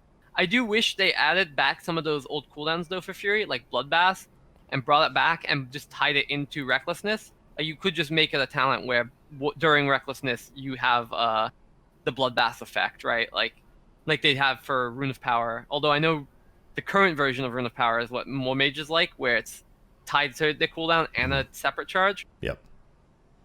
Yeah, no, I think the changes for Arcane were mostly welcome, at least from what I've heard. Like they did go to work in that direction. Bloodbath, remind me if I'm mistaken, it was like a 30 or 40 second CD, something like that, and it just gave 30% extra bleed from your damage. Yeah, it like made your seconds. attacks do bleed damage, like extra bleed damage. Yeah. It was like was it 30 second? Except you would always hold it for Battle Cry, because in Legion during Legion you'd hold it for Battle Cry because you had you had Convergence on a 50-second cooldown Battle Cry, so it would always line up at like 40 seconds, just 35. Realistically, macro them together, like Bloodbath and Battlecry specifically. People had like a macro with Avatar and the racial for everything, but I mean, it was kind of a loss to macro all of that together. But the one you definitely wanted to do was Bloodbath and Battlecry, because trying to min-max that was just like too much effort. What were you say, Corey? But yeah. I was say Fury did kind of like suffer from the GC changes when it first came out, because Fury had like 4 or 5 cooldowns, like Max said, and like charge the GCD, it took like 6 seconds to set up, and that felt really bad. And they did the right way for Fury, where like they just removed all the cooldowns and just kept Recklessness. Like, that was a really good way to do it. And saw it earlier this expansion, Shadowlands and Beta and Alpha were like, on Holy DK, I'm setting up for 7 GCDs. Now I'm doing cooldowns, and one of my cooldowns is already almost done. That felt really bad. But what do you guys like? What extreme? I mean, it doesn't have to be an extreme, but do you guys want the kind of gameplay back where you have 5-6 GCDs, but you can literally macro them all together, or do you think there's some, Or do you prefer that they start to fix things more in the direction of combining abilities, adding an impact to the button when you press it, etc.? Like, which kind of version do you really prefer? I like the for what you were talking about for mages, where their rune of power is now tied to their cooldown, and they have a separate charge. That was a really good way of, from my perspective, of changing it, and I would not mind that at all for warrior, right? Like I said, if we got bloodbath back as a talent and it was just tied to recklessness, I think that would be fine. Just empower our cooldown. I don't think recklessness needs to be off the GCD. Same with sweeping strikes. Like it could be on the GCD. Although I would like them off the GCD more. Like that was personal preference. I like the whole macro stuff from Legion. Macro everything, press them all, Drought of Souls, or just spam execute. But I can understand why they made the change. I just wish that, like you said, they either had a stronger effect on use, or they, if they added them back as a talent, some extra cooldowns, they just tied them to the cooldown. I think that's definitely the best way going forward to change it. That's probably the easiest, the best way. Just like enhance your cooldowns and just like make them do something on use. I don't mind the GC too much at all, especially for arms. Like you don't really notice it, but like when you did have like 4 or 5 cooldowns and the GC came out, it just didn't feel right. But like enhancing your cooldowns, making them do something, and push them, or like a talent that just makes your cooldown better. I think I really like that. I really like that stuff. It's just kind of cool to have that stuff to make it seem like a very viable choice sometimes. What do you think, Phil? Yeah, I prefer the version where you just have more cooldowns in general. I think the only problem Fury really had was like Bloodbath is just a button you macroed in, and realistically you could just make that a talent. Like it just activates automatically, and it's just a extra effect, like Max was saying. And I also like how Arms did it. Just always with Colossus Smash, like just doing you hit Colossus Smash, you get a nice animation, you get a big meaty hit. I think that's a good way to do a cooldown. Just having a nice effect, like stuff they added to something like Ascendance. Like you hit Ascendance and you release like a big healing AoE from Resto Shaman. Just stuff like that. It needs to have a nice visual effect, a nice impact, and people know you're using your cooldown, stuff like that. All right. I tried to do it a bit based on what you guys have said so far, but let's dive into talents. And let's chat about arms talents first. Just happens to be the one I have open here. Actually, is it the one I have open here right now? I lied. I have Fury open, but I will go to arms because I said arms first nonetheless. And Corey and well, I mean all of you obviously, but Corey, why don't you take us down at least preliminarily for the talent changes that we got in Shadowlands, how the talent tree looks. If there's anything kind of notable that you want to talk about for any of the talents, if they're must picks or just dead talents that obviously should have had to go 3 years ago, etc. I'll just start at the 15 row for all the DPS ones and Sure. just go down. Yeah, go for it. War Machine, it's like a good idea at first. Like you generate more rage auto attacks, and when you kill something, you generate rage. But in practice, it's pretty garbage. Even like in AoE and Mythic Plus, Skull Splitter in the same row, just the exact same thing, but better. It's on-demand rage when you want it. War Machine, you don't choose when you get the rage. The enemies just die, and you just overcap. It's just not very good for arms in general. Skull Splitter, like I just said, it's like base. It should be like almost a baseline ability. It's what arms wants. It's on-demand damage, on-demand rage, at a very low cooldown, reduced by haste. It's just like the most bread and butter ability arms could have in general. And sudden death is just like, it's nice, execute, hits hard now at least, but still not very impactful compared to Soul Splitter. And sudden death still has anti-synergy with some talents, or makes you, spent damage. It makes execute do damage as if you spent 40 rage. But there's a talent anger management in the 50 row where you want to spend extra rage to get your cooldowns back faster. And that sudden death proc just doesn't, go into anger management. And that feels very weird to have like anti-synergy just right off the bat from that. All right. And going to the 30 row, this row is completely unchanged except for a battle. Massacre is just a fine option. You execute more often, it's totally fine. For a battle, it used to also increase your whirlwind damage by 10%, but then they kind of removed that, which is not the worst thing, but it's fine. But still just a really mediocre talent, in my opinion. We've been running this talent for like 2 expansions now, and a lot of people really don't like hitting Whirlwind as your main primary filler. It just doesn't feel good. And then you have Rend, this is your pure single target or low target cleave scenario. Apply a dot, does damage, refresh it. Pretty simple. It's a decent talent. I really like it. I hope it sees more use in Shadowlands, but for the past 2 expansions, you just haven't seen Rend used at all. And then you go to the 40 row. This was one of the coolest talent rows in the game by far, and they just utterly massacred this fucking talent row. It was awesome, and they murdered it. Starting with collateral damage, when Sleeping Strikes ends, you get your next Whirlwind does increase damage. Well, Whirlwind doesn't do shit damage anyways. Like, why? You're hitting 2 targets with Sleeping Strikes, and then you do a big Whirlwind, and then that's it. So it's like, what's the point of this? The previous version of collateral damage is that whenever Sleeping Strikes hit a second target, that you get a rage refund for 30% of the damage of rage you spent. So like, okay, that makes the 2-target niche even better. It makes arms okay. Hit Sleeping Strikes during my Colossus Smash, I spread it, and I'm getting these rage refunds. I'm constantly hitting abilities over and over again. With 2-target niche is there. This egregious ability is just like they took collateral damage, a talent that was used a lot, like for several tiers. It's used all the time, and they just like cut it and they just killed it. Like, why? I just don't understand why they took such a beautiful talent, make your 2-target niche better, replace it with a talent that makes your 2-target niche like almost worse, because like your Whirlwind doesn't hit worth dick damage at all. What? Even with the Whirlwind legendary, it makes your Whirlwind hit even harder. It's just like, man, your Whirlwind does like 100% increased damage. Whoop-de-doo. It's not even gonna get that many stacks anyways. What's the Sweeping Strikes is what, a 45-second cooldown, 30-second cooldown?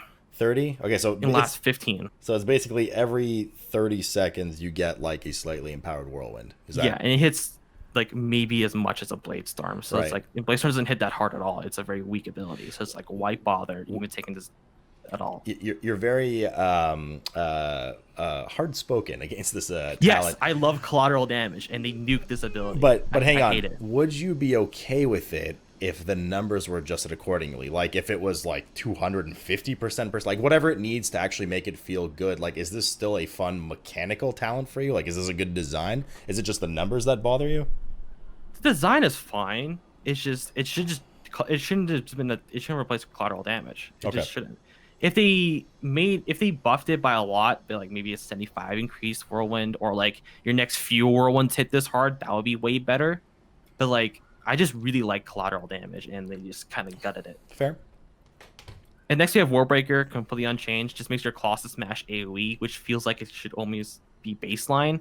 So Colossus Smash is baseline. It just hits one target for 30% increased damage, which isn't that much. It doesn't hit very hard. 30% increased damage. Your mastery easily outscales that if you get even halfway decent gear. So like, your Colossus Smash on AoE just feels worthless. You gotta just hit it because it's a free global. Warbreaker just seems like a way better version. Hits Colossus Smash on multiple targets, but also suffers from the problem of, okay, I want this Warbreaker to hit hard, but I also want deep wounds on multiple targets. How do I do this without taking Cleave, which is on the same row, or I hit Blade Storm or whatever? Like, how do I apply deep wounds to make this Warbreaker hit harder on multiple targets? It's just like, how do I make this work properly, not just kind of jank? So, and then next we have Cleave. Sorry, guys. So could they just maybe cake it in to just say, this benefits from your mastery? Like, nice and simple? That, or they can make Warbreaker apply deep wounds too. They can just do that as well. I got you. Okay. That will easily solve it. And then next we have Cleave. It's the exact same ability as before. It just hits 5 targets in front of you, applies deep wounds. This is the only reliable way you can apply deep wounds on multiple targets. And the problem also with Cleave is that it replaces Sweeping Strikes. So you kind of just get rid of your 2-target niche entirely to get better AoE, which isn't a very good idea at all. Because like, when we saw this change on paper, I was like, okay, this isn't that bad. But playing it in Raid is like, man, Sweeping Strikes just isn't that powerful, and I lose it for a way to make my mastery even viable on AoE. Because again, the only way I can spread AoE is using my 1 minute 30 cooldown. So it's like, why should I just only be applying this debuff to one target at all times? It's really not that strong. So Cleave is just by far like the only viable choice there. It's just way too good at spreading deep wounds and making hit your abilities that already hit. Like with Noodles, make them hit a little bit harder. So is Cleave one of those, this really should be baseline, not replacing Sweeping Strikes kind of thing to make our class work properly, but it's a talent for some weird reason? Yeah, it was baseline for majority of Warrior. It got removed in WoD, brought back into Legion as a baseline ability, and it worked fine. They've made it back into a talent for some reason. Yeah. But it was fine because like in BFA, it spread deep wounds to like multiple targets, and that was fine. But with this new version of deep wounds, you want deep wounds to be applied to targets before you do damage, and this is the only way to apply it on multiple targets reliably. Okay. They either need to make some AoE ability apply deep wounds more frequently, or just make cleave baseline, and that will solve all the problems with it, honestly. Okay. And next we have the 45 row. In for the kill. It's not like a offending talent. It's just kind of there because your haste, you know, when in an execute phase, it hits you, you know, it gives you more haste. Not really a bad option. It's always going to be really good because haste is just really good for arms. And it's just like, you don't really feel it, but honestly, it does make a very impactful impact. More haste makes your deep wounds take more. Moral Strike reduces cooldown. Blaze Storm channels for less time. So it's just a talent that's always going to be good no matter what you do to it. Avatar is kind of just like in the realm of just like never used at all. And 20% increased damage is nice, but it's also in the GCD. It doesn't, it's just not very impactful at all. The 20 rage is okay, but like the 20% increased damage just isn't that good at all. Because like, again, it's just easy to scale by your mastery.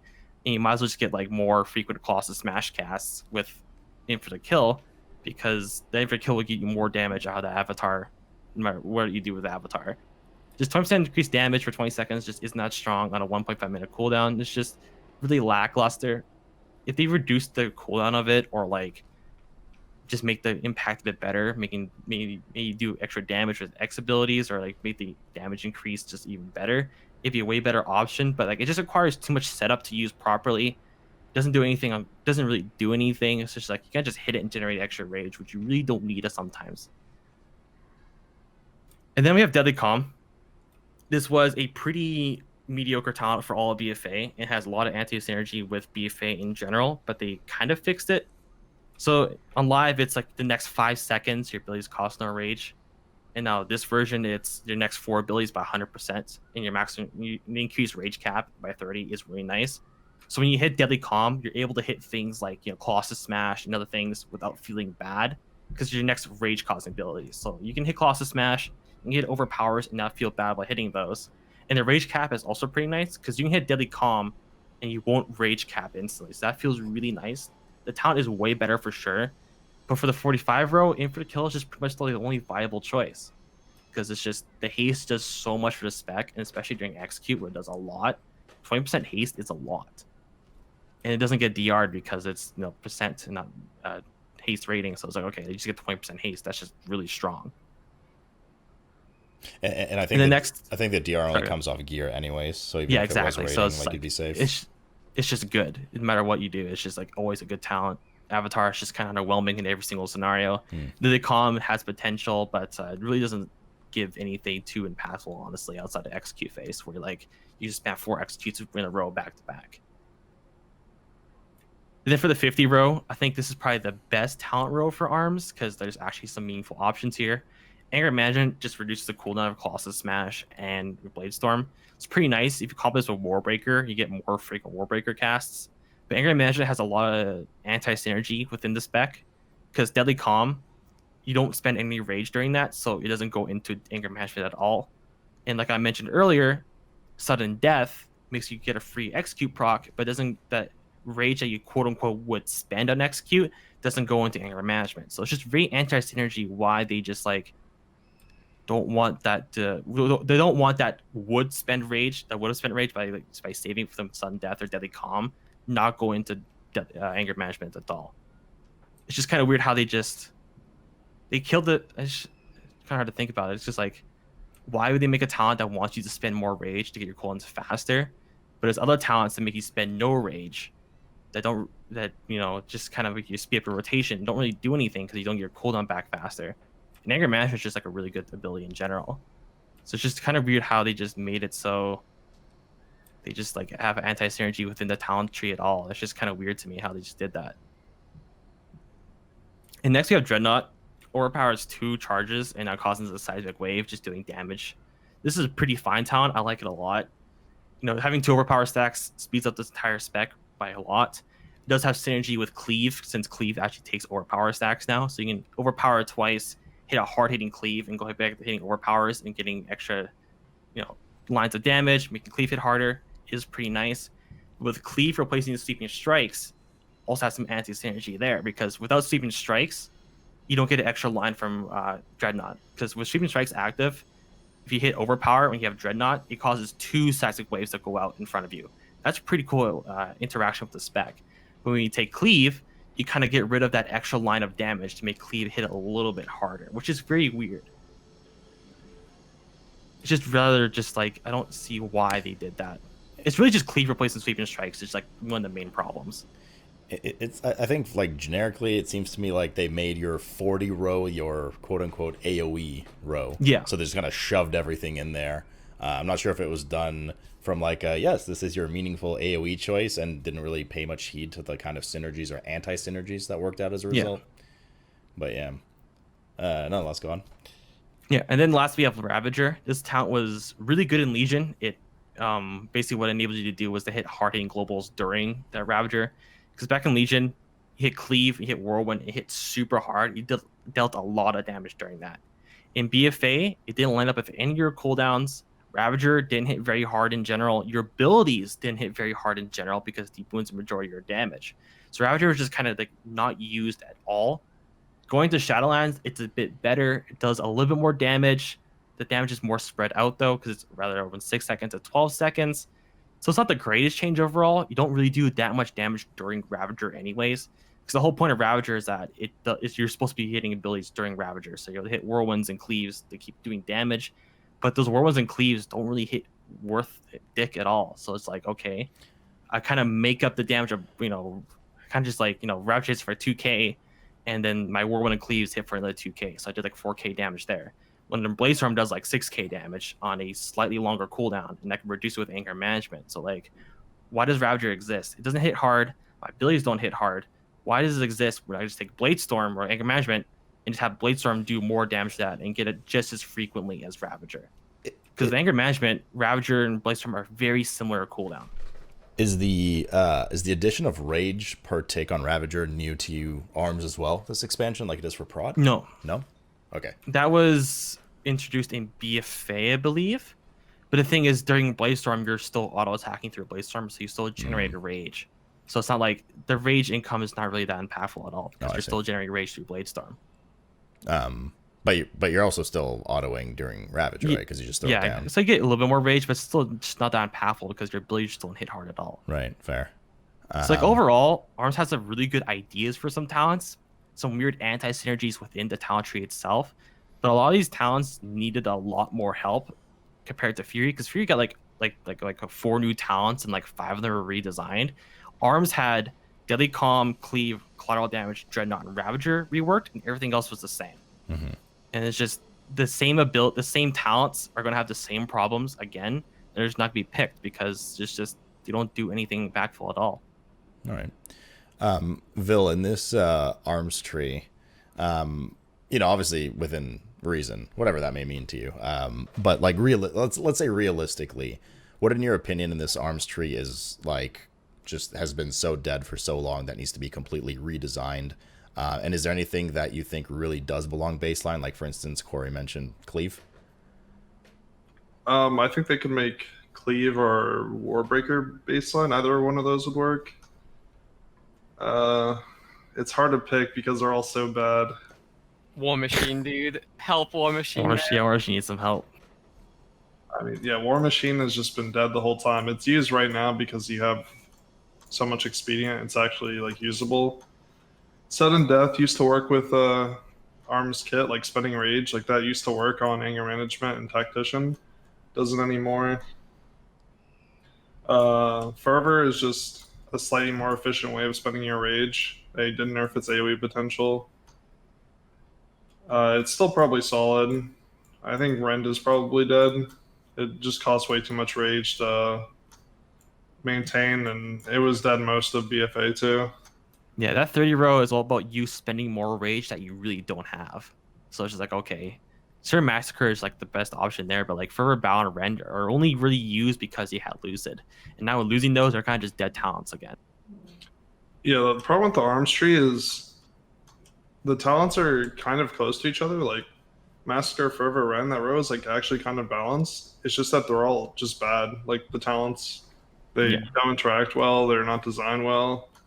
Like I'm just looking at this talent tree and I can pick like 3 talents I actually like, and one of them is a utility talent. Yeah. Is there I mean, I assume you've given them tons of feedback on this. Yeah, I have. Why do you think they're reluctant to change it? Like, is the spec actually dysfunctional because of this, and this is just kind of a Christmas wish list you guys have, or is it just you can get by with it? It's not exactly that fun. I just kind of wanted some shiny new things, but didn't get them. Like, where do we? What side do we sit on? Because it's clear that they're very limited in the amount of either working force or time or combination of both that they have to kind of address everything. So does this tree need like a fury amount of attention, like a shadow priest amount of attention to it to fix it up well? Or is it just kind of some numbers here and there? I think I think the Dreadnought effect should be baseline. It's kind of a problem Frost mages, I think, had in the past, just munching their procs. Sometimes you just munch over power procs. So if the Dreadnought effect was baseline, that'd be good. Making Cleave or Warbreaker baseline would be fine. And then fixing the synergy between the Sudden Death and Anger Management and Deadly Calm, all those talents, like making it so if you quote-unquote spend 40 rage with Sudden Death, it actually counts. That'd be good. I don't think the talent tree necessarily needs a massive overhaul, although it's been kind of stale. Like, if you log on to BFA, all those talents are literally exactly the same. Like, there's no new talent. They're all in the same place. Some have been slightly redesigned, like Collateral Damage and Deadly Calm, but for the most part, it is the same. I wouldn't say ARMS really needs a talent overhaul, though. It just needs some stuff baseline. Need some stuff baseline, some newer talents to replace those, and a few numbers or something could be changed. Like Rend could be buffed up by a lot, and then like Dreadnought could be, like I said, baseline, because like you said, munching those procs in AoE, and just like I'm hitting because I have a free global and I can't do anything else. It just feels really bad. Yeah, I mean, I think Rend should probably go back to something like how it was in WoD. I didn't play back then, but I think it was like you'd multi-dot Rend and generate rage. Right now, it's just a bleed that does nothing. It just you're doing damage with your bleed. That's it. It costs a third of your rage bar, which you can't generate within one auto attack. So that's 2 auto attacks you have to have before you can actually spend on a Rend, and that feels really bad. I know some people have been saying in chat too, but another problem with ARMS, especially coming from BFA to Shadowlands, and it was kind of fixed because you had an essence, but ARMS doesn't really have a cooldown. Like Vision of Perfection proc Bladestorm, which is actually so bad. It might have been like I'm pretty sure most of the time it was the DPS increase to cancel Bladestorm. The suggestion we have been throwing around for a while is giving ARMS Recklessness. It's similar to Lucid and how you get like a big rage steroid, you get some nice crit. I think it really fits with ARMS. Almost more than Fury in terms of just getting a bunch of rage and spending it. Yeah, Bladestorm right now, and even going to Shadowlands, you're going to cancel it sometimes if you can press something else. It's really just a filler ability because you press it because you have nothing else. And that's been the case for 2 expansions now, going to 3. Because even in, like, sure, in Tomb of Sargeras, you hit Bladestorm to get those extra moral strikes. But as soon as you lost that tier bonus, you just hit Bladestorm because you couldn't hit anything else. It's literally just a baseline cooldown that does nothing but fill in the gaps that the spec has. Well, I'm certainly in a very happy mood after hearing the talents there. ARMS needs help. Yeah, that's it's. I was talking to you guys before the show, and it was really, like I said, kind of polarizing to hear. Like, I have obviously very limited experience with ARMS, and I played it a bit in alpha because at alpha access people want to see how the specs play. I want to try them myself, and I just the very simplistic mentality that like, oh no, ARMS is a super slow spec. And then when I played it, I was very surprised. It was actually flowing very well, barely at GCDs, crazy damage. It was just a lot of fun.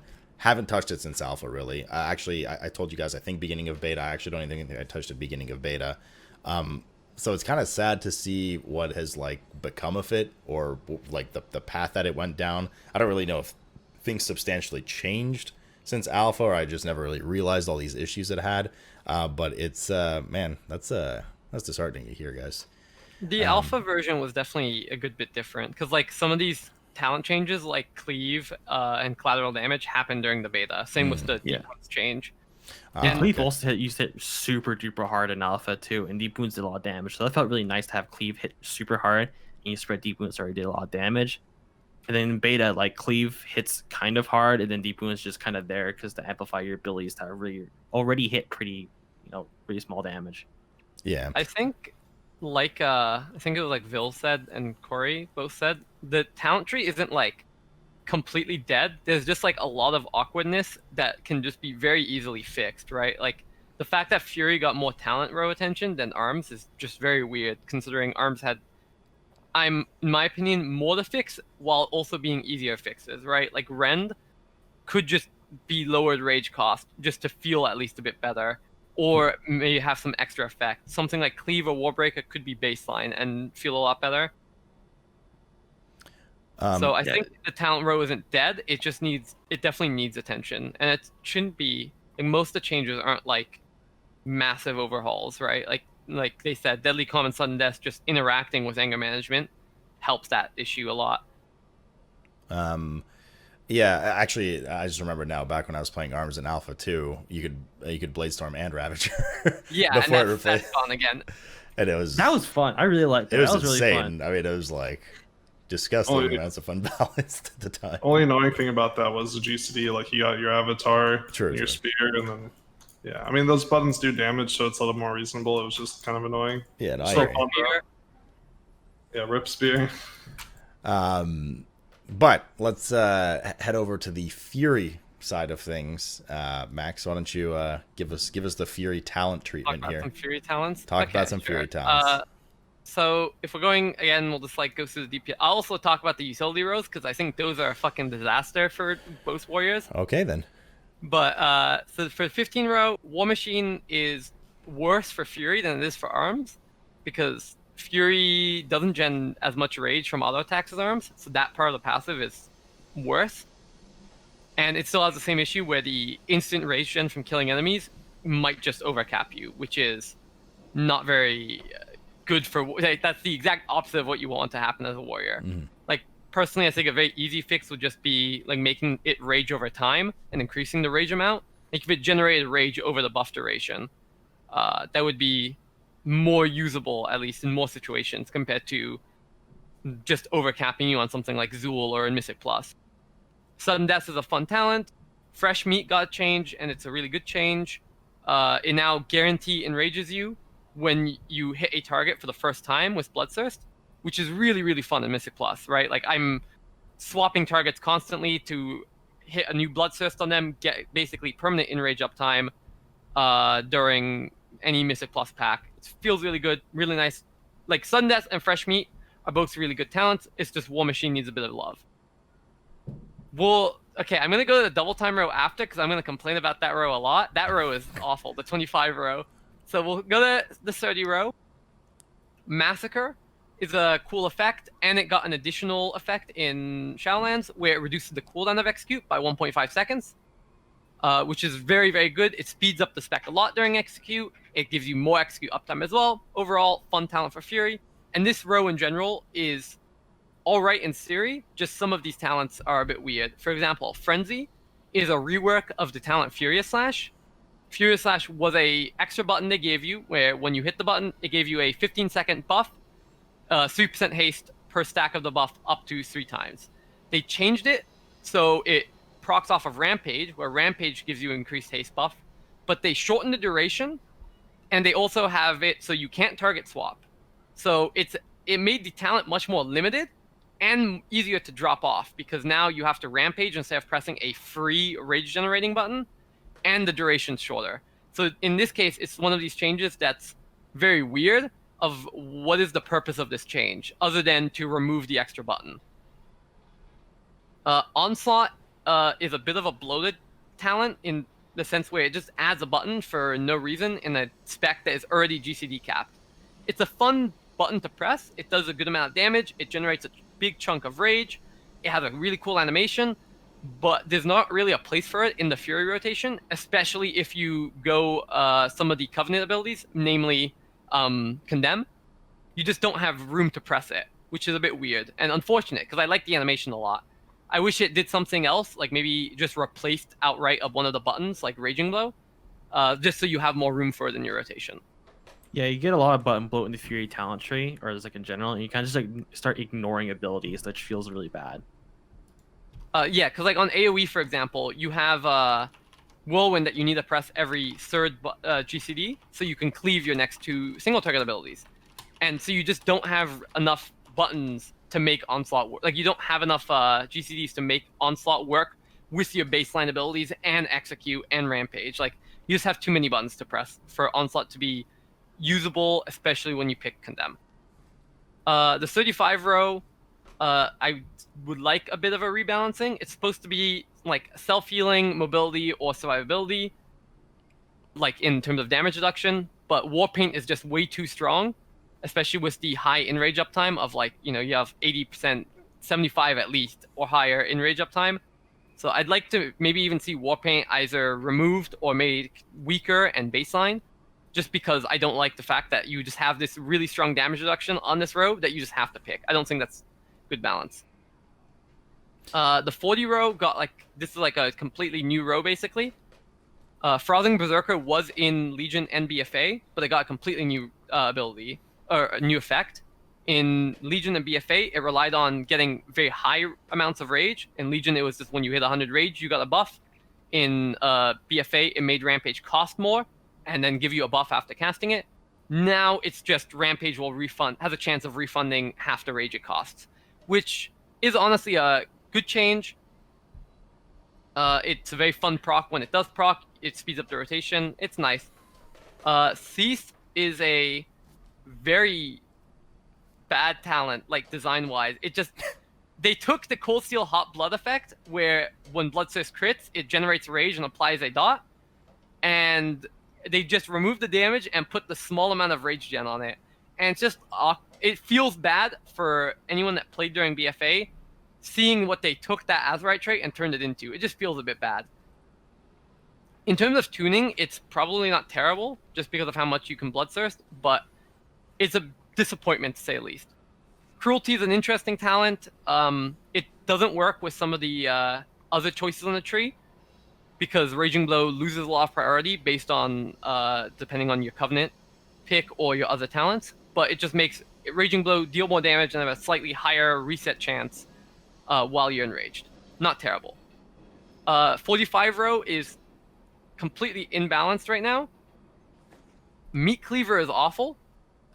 Meat Cleaver is literally a quality of life talent, but it's literally just quality of life. Realistically, the damage you gain off this talent is very minor, because it's making you press Whirlwind less by making it cleave more attacks, but also buffing Whirlwind damage, which just doesn't make sense to have on the same talent. And you end, especially in the start of the expansion, with how much haste you'll have then, you end up having to press Whirlwind sooner than you would have to with this talent. Like, it wants you to press it every 5 GCDs. You'll end up pressing it every 4 GCDs or 3 GCDs still, even, depending on, like, how lucky you are with Raging Blow resets. So overall, that talent just makes no sense. Dragon Roar got a change. It got a lowered cooldown from 35 to 30, which lines up better with your cooldowns. And it now does triple damage on the crit. Great talent. I think and it's uncapped. Great talent, in my opinion.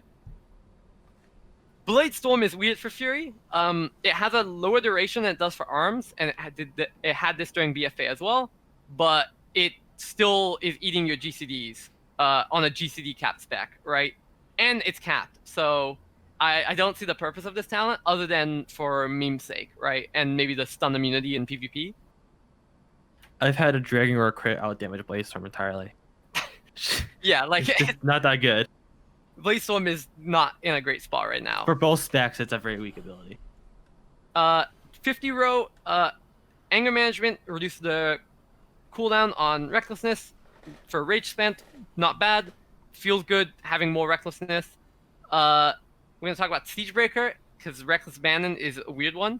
Siegebreaker, same as BFA, a 30-second cooldown, hit the target, apply basically a Colossus Smash window. It's like, that's the point of it. It's applying like a mini Colossus Smash window for Fury on a 30-second cooldown. Personally, I'm not a fan of the talent, but it's fine on this row. It makes sense, tuned well, works with the kit. Like, it doesn't have any anti-synergy anywhere. Reckless Abandon is the one that makes no sense. Oh boy. What they did to this talent. I am a massive fan of the BFA Reckless Abandon, right? In BFA, it increases the duration of Recklessness and makes it generate 100 Rage. Now they added Rage baseline to Recklessness. So now Reckless Abandon only gives 20 Rage, so you don't even cap off of it. And it empowers Bloodthirst and Raging Blow. The issue with these empowered Bloodthirsts and Raging Blows is they do double damage while empowered. It's double damage. Bloodthirst also has a lower cooldown. Raging Blow has this cool charge effect. But there's a couple of issues and a couple of bugs with this. A, the empowered Bloodthirst cannot even enrage you. I don't know how that one is just like weird. That's a clear bug that needs to be fixed, where Bloodbath can't enrage you, and that's like a big part of Bloodthirst.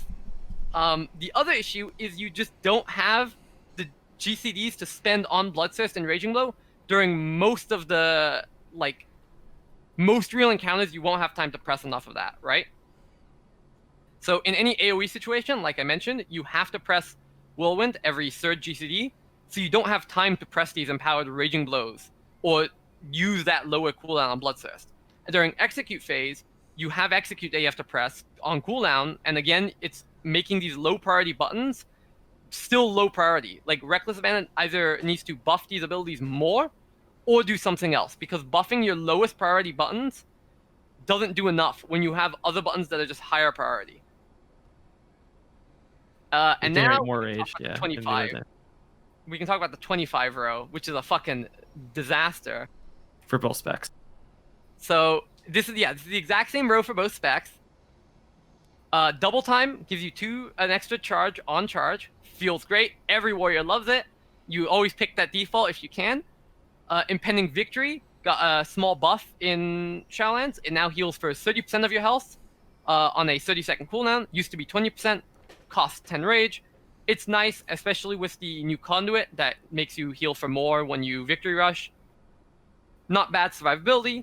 Stormbolt is the biggest outlier on this row, because this is the only way warriors get a stun, is you pick Stormbolt. And it's on the same talent row as a mobility option, which feels really good, and as a survivability option.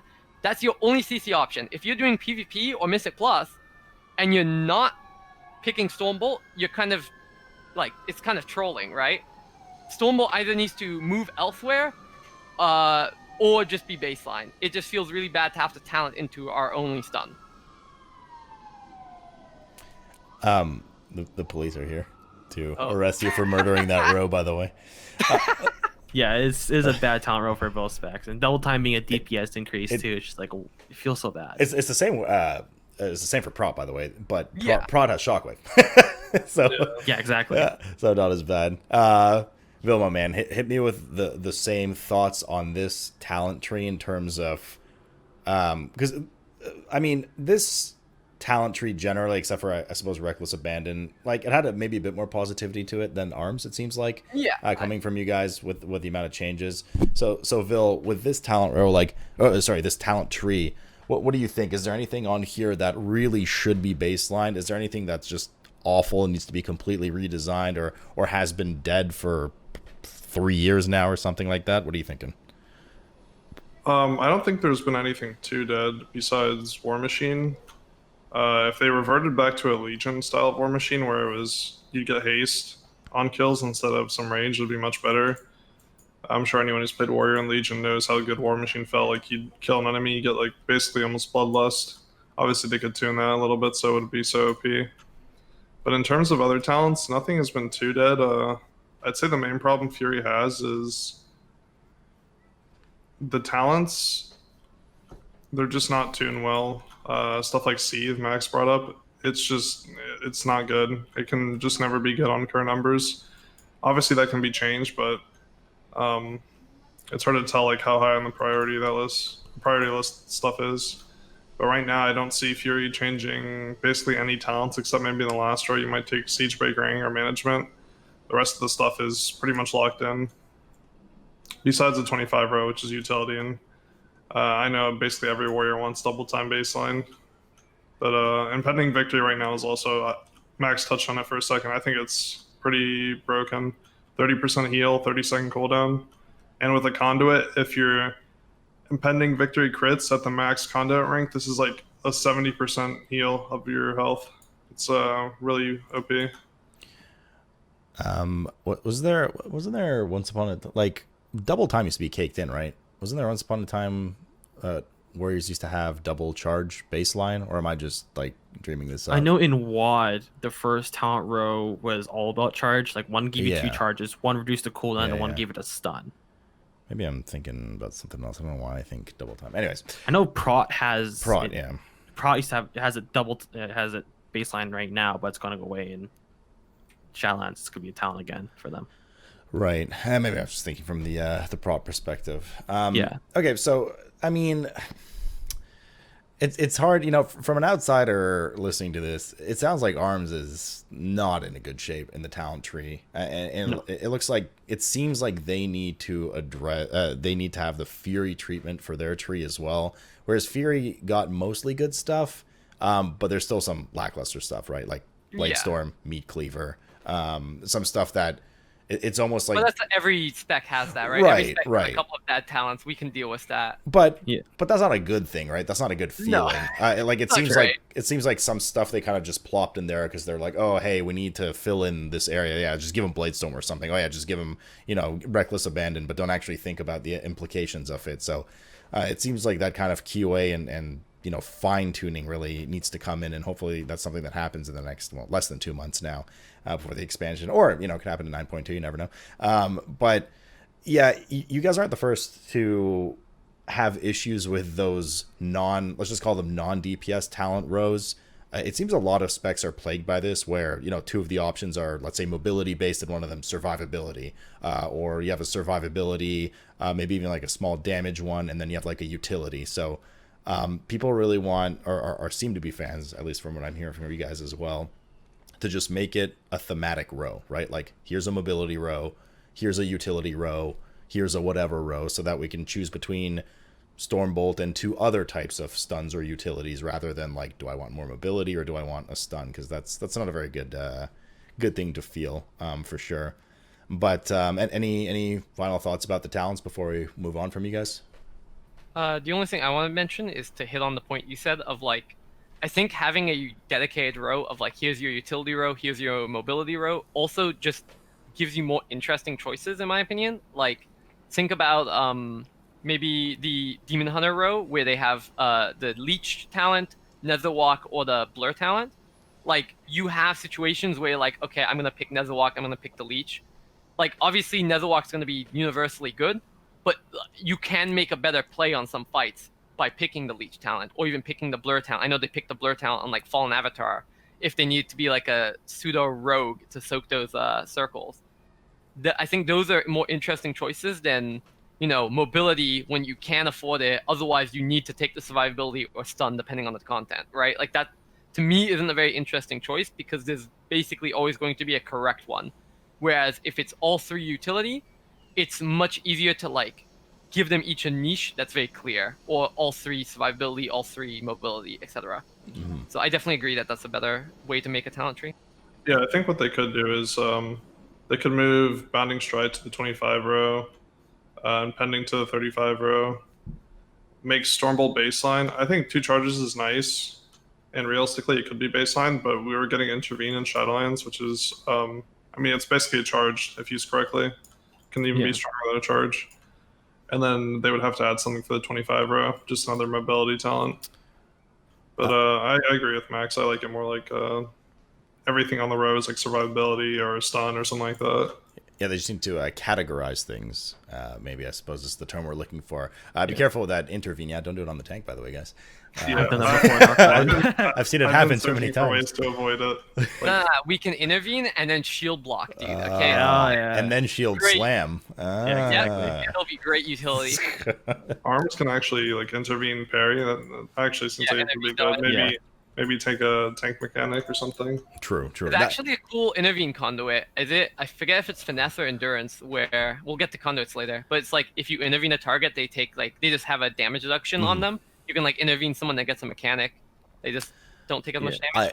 I do think, like, at least for more, not that it's overly difficult, but I do think, players in this state of caliber will, like, I do think there's some advantage to intervene that you can play around with for dungeons and raids, and even what Vil just mentioned. just 100% parry, intervene a tank mechanic that maybe is parryable, right? And that could be actually a pretty groundbreaking advantage in some areas. So intervene is, I think, could be really good in some situations. Not anything, globally good and groundbreaking, but we'll see. Nonetheless, any other closing thoughts from Corey or Vil about the talents before we move on? No, pretty much all is hit. Arms just needs doesn't need anything reworked. It just needs, the 40 row needs to get reverted back to the way it was, and then just a fine comb, just adjust things here and there, rage cost or a cooldown or just number changes, and it'll just be way better version than it is now.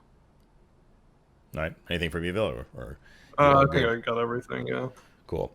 All right, so we've dove into the talent stuff. We've established that baseline. Let's move along to covenants, at least the broad scope of covenants. Not Soulbinds, Conduits, etc. We'll get to that in a bit, but really just covenant abilities for your class, essentially, because they're class-wide, and that has inherent problems in general, obviously. But let's talk about the covenant abilities. And as I usually say, I'll be the Twitch chat guy. What's the best covenant? Condemn, Ventier. Ventier, Condemn for both specs easily. For both specs, okay. It's pretty strong. Is it just a numeric? Because let's put the numbers aside. That stuff's gonna happen. It's more like, just ignore numbers. Mechanically speaking, Ventier from both of you guys. Why? And also, why are the other three so lacking? What's going on there?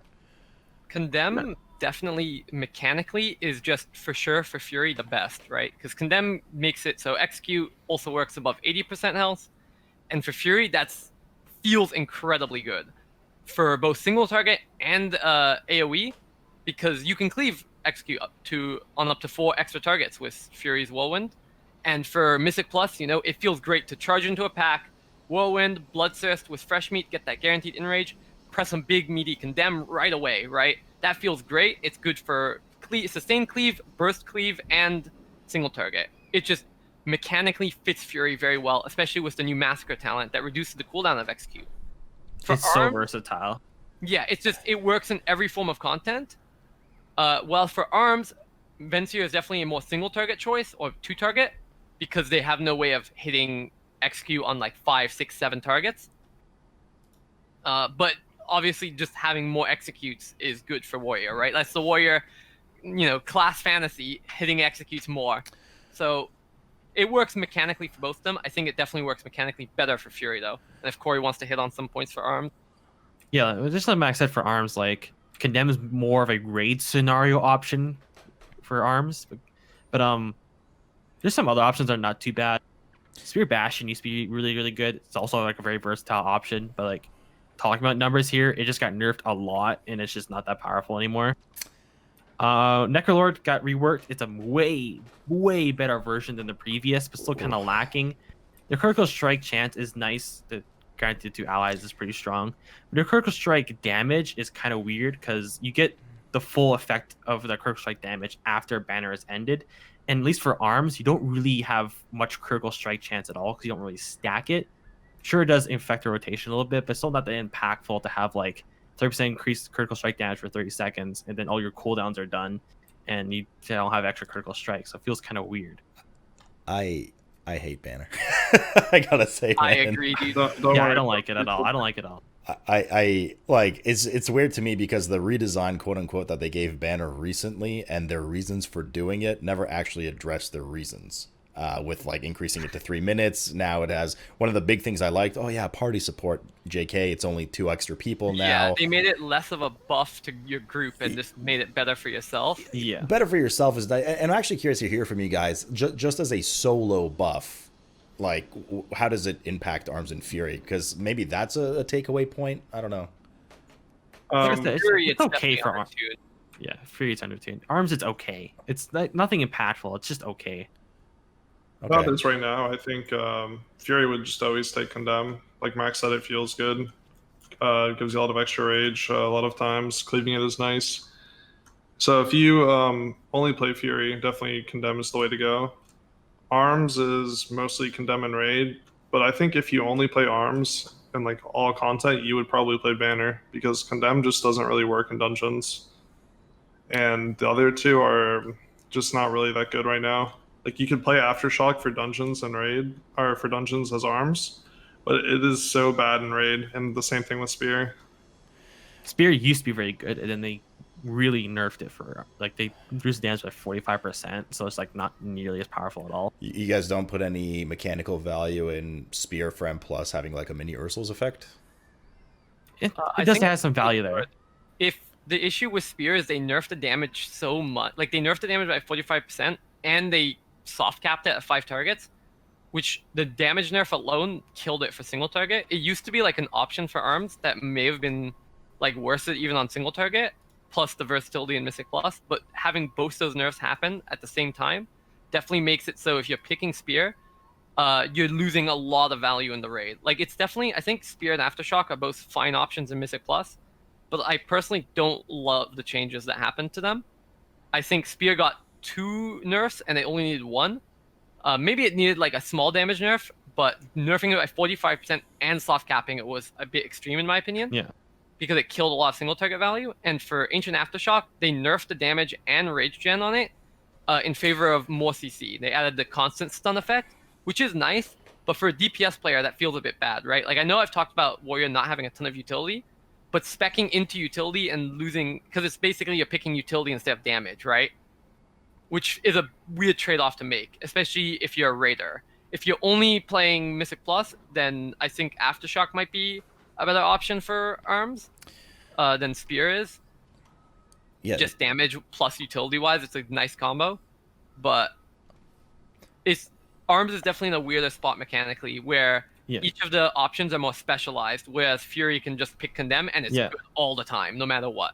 So and arms can't really cleave Condemn that well like, compared to Fury, especially if you have to take the talent cleave and you lose sweeping strikes. You kind of just like, I have Condemn and I kind of ignore it because it's just not worth pressing sometimes.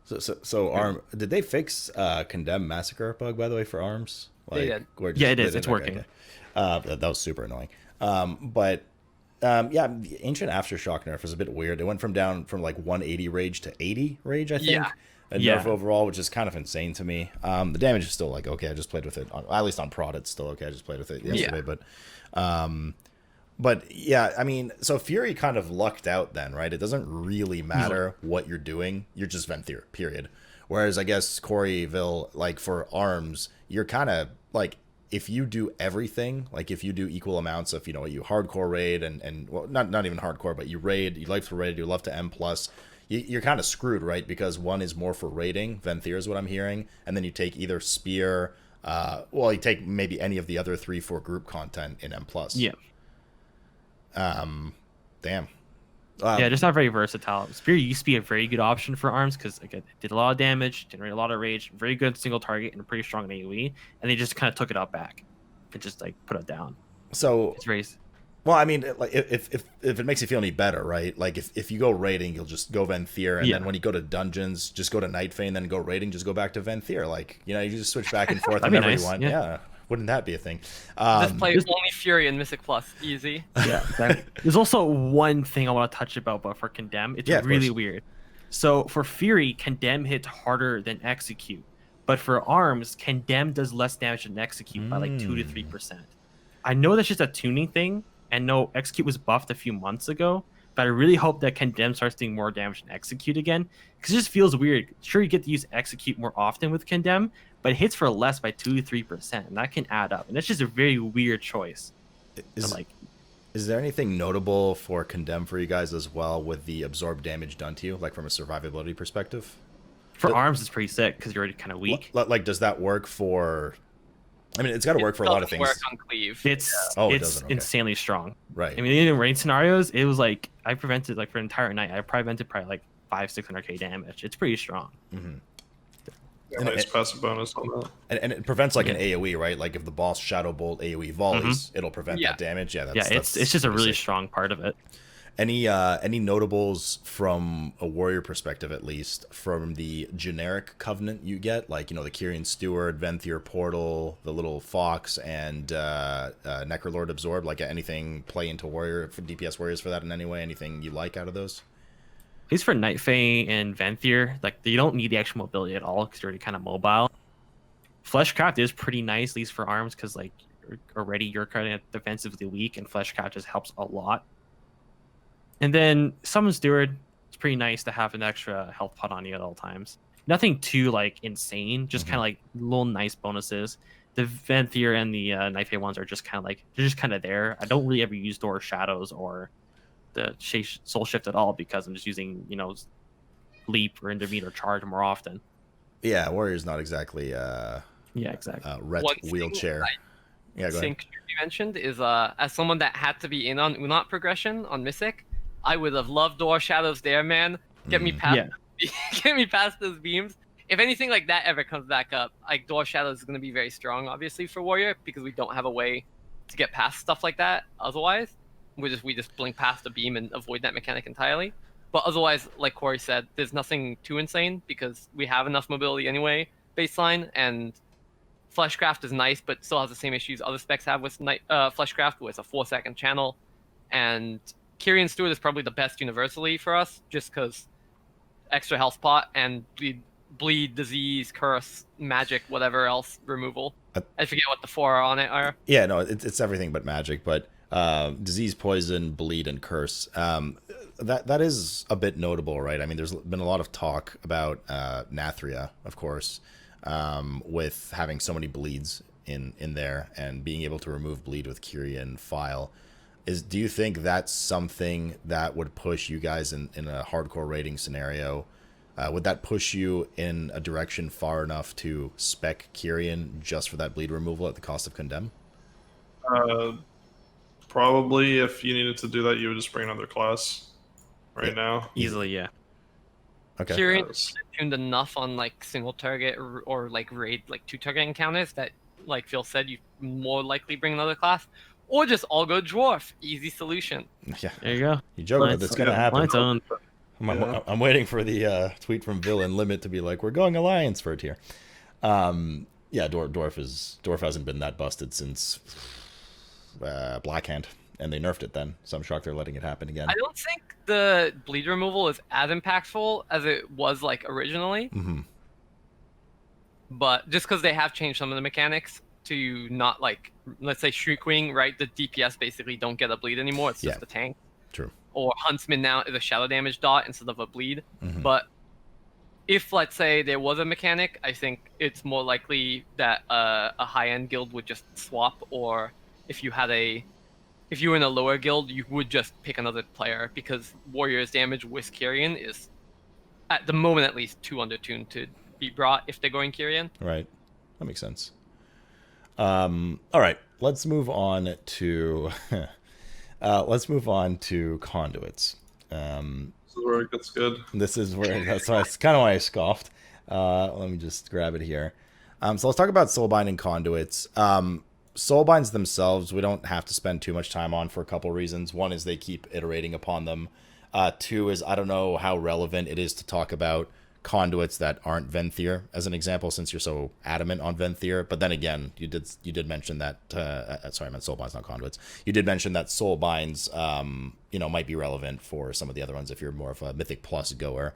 Yeah. But in the world of Soulbinds, before we dive into the conduits themselves, is there anything notable? Are there any like cookie cutter Soulbinds, like you gotta be Naja or whatever for Venthyr, like between the 4 covenants?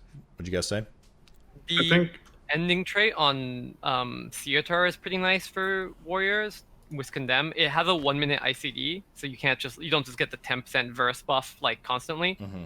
But it's like for Mythic Plus, for example, I've been enjoying that one a lot, because with the downtime between packs, you're gonna have uptime on that buff for most packs, or like every other pack, for example. Nagia is pretty good for the duelist trait if you can get that, which I don't think we'll have for raid, the first raid at least, but the duelist trait seems very good for both arms and fury, because it's 4% damage, and we have very weak conduits, and 2% damage reduction on like a boss, which is pretty good for sure. What were you gonna say, Bill? Yeah, I think just in general, when it comes to Venthyr, a lot of people will probably be Theotar, because I think when the raid comes out, you won't be that far down. Like if you could be far enough down in the first Soulbind to get duelist, you'd probably go that, but I don't think we'll be far enough down for that. So you probably are Theotar for the double potency. and the Mastery Soothing Shade one. Oh, the little parasol. Umbrella. But later on, the first Soulbind is probably better. And General Draven is, as far as I know, nothing special right now. Like, his last ability isn't really useful. It's more of a meme. Mm-hmm. Okay. Like, a bit more towards arms, like, is there any notable in the other Soulbind Covenant combos, Corey, in your opinion, outside of just Venthyr? Not really. A lot of them just kind of like, there's nothing really impactful outside the Venthyr one, because like you can proc it on demand when you want it to. But all the conduits are just kind of there. The ones that increase your survivability help a lot, since arms just kind of weaken that department. But none of them really stood out to me too much. Mm-hmm. One I want to point out for that would have been really cool for arms was the Night Fae, the third Night Fae guy, Corin, or I think it's his name. The one that had the one that had the execute trait at the very end. That was kind of like maybe cool until they changed it this build to be above 75% health for damage rather than below, what was it, like 35 or 30? Yeah. So that was an interesting interaction, but that's gone now. So like Yeah. Corey said, I don't think there's a huge any huge synergies It off the top of my head. It passed the fun threshold, I'm afraid. Yeah, exactly. Okay, then, so nothing too notable for Soulbinds. We usually don't spend too much time on Soulbinds. There's like a couple of big ones that most people mention, like you guys, like the Duelist and Nadja's last one, and Theotar's, but nothing usually too crazy, at least in the world of melee DPS I've found so far, but curious to see other classes moving forward as well. But we're not there yet. So let's talk about conduits. Now, before you guys very happily talk about all your awesome potency conduits, are there any notable endurance or finesse things? Endurance especially because, Corey, you've mentioned a ton of times that arms particularly is very weak in terms of survivability. So is there anything that kind of fills that gap from an endurance perspective for you guys? The conduit that heals you for 4% of damage or victory rush is pretty strong. Like they said earlier, combining with impending victory, it heals like 70% of your HP. It's a lot. It's really strong. And then Stalwart Guardian, reducing your main cooldown to have a start by up to like what 50 seconds. That's also pretty strong because it's already it's a 2-minute cooldown now.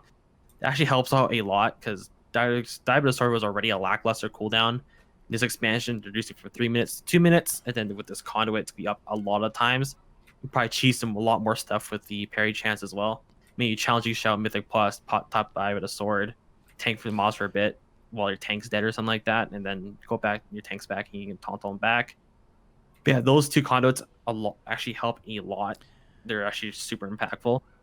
For the finesse ones, I really like Inspiring Presence. Ryan Cry's duration and health are health and duration is increased by 20% up to 50. That one's really strong. 50% increase of the health for duration and for rally is insane.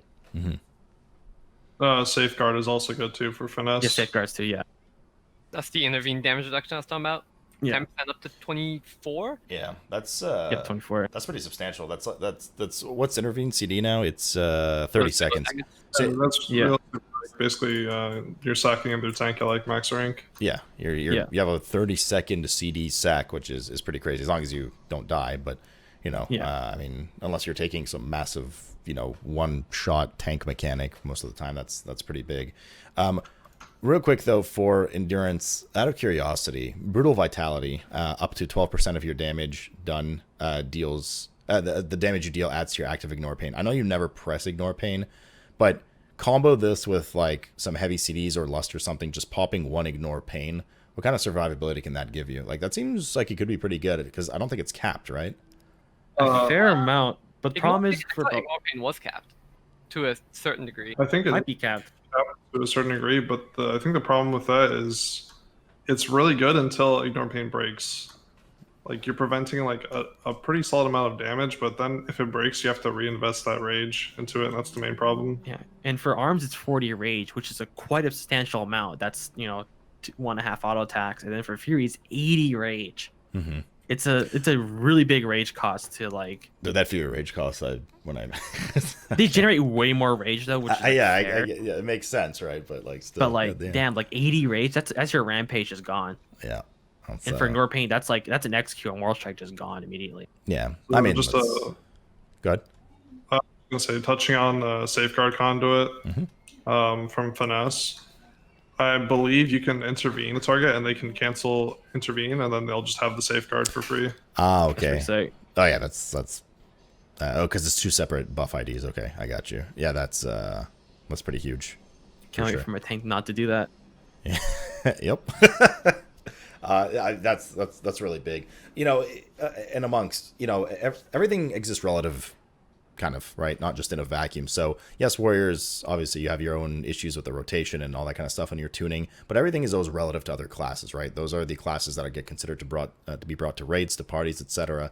These finesse conduits and survive and endurance conduits that you guys have, relative to a lot of the other melee ones that I've seen so far in our shows here, are actually quite good. I'm not gonna lie. Yeah, I can. Yeah, they're really strong. Endurance and finesse conduits are very like safeguard, especially is like the rally one is like your standard pick, but there's definitely some fights you can think of where being able to intervene and just give someone damage reduction is going to be very good. Let's say you can intervene a tank and they cancel off, or you can intervene.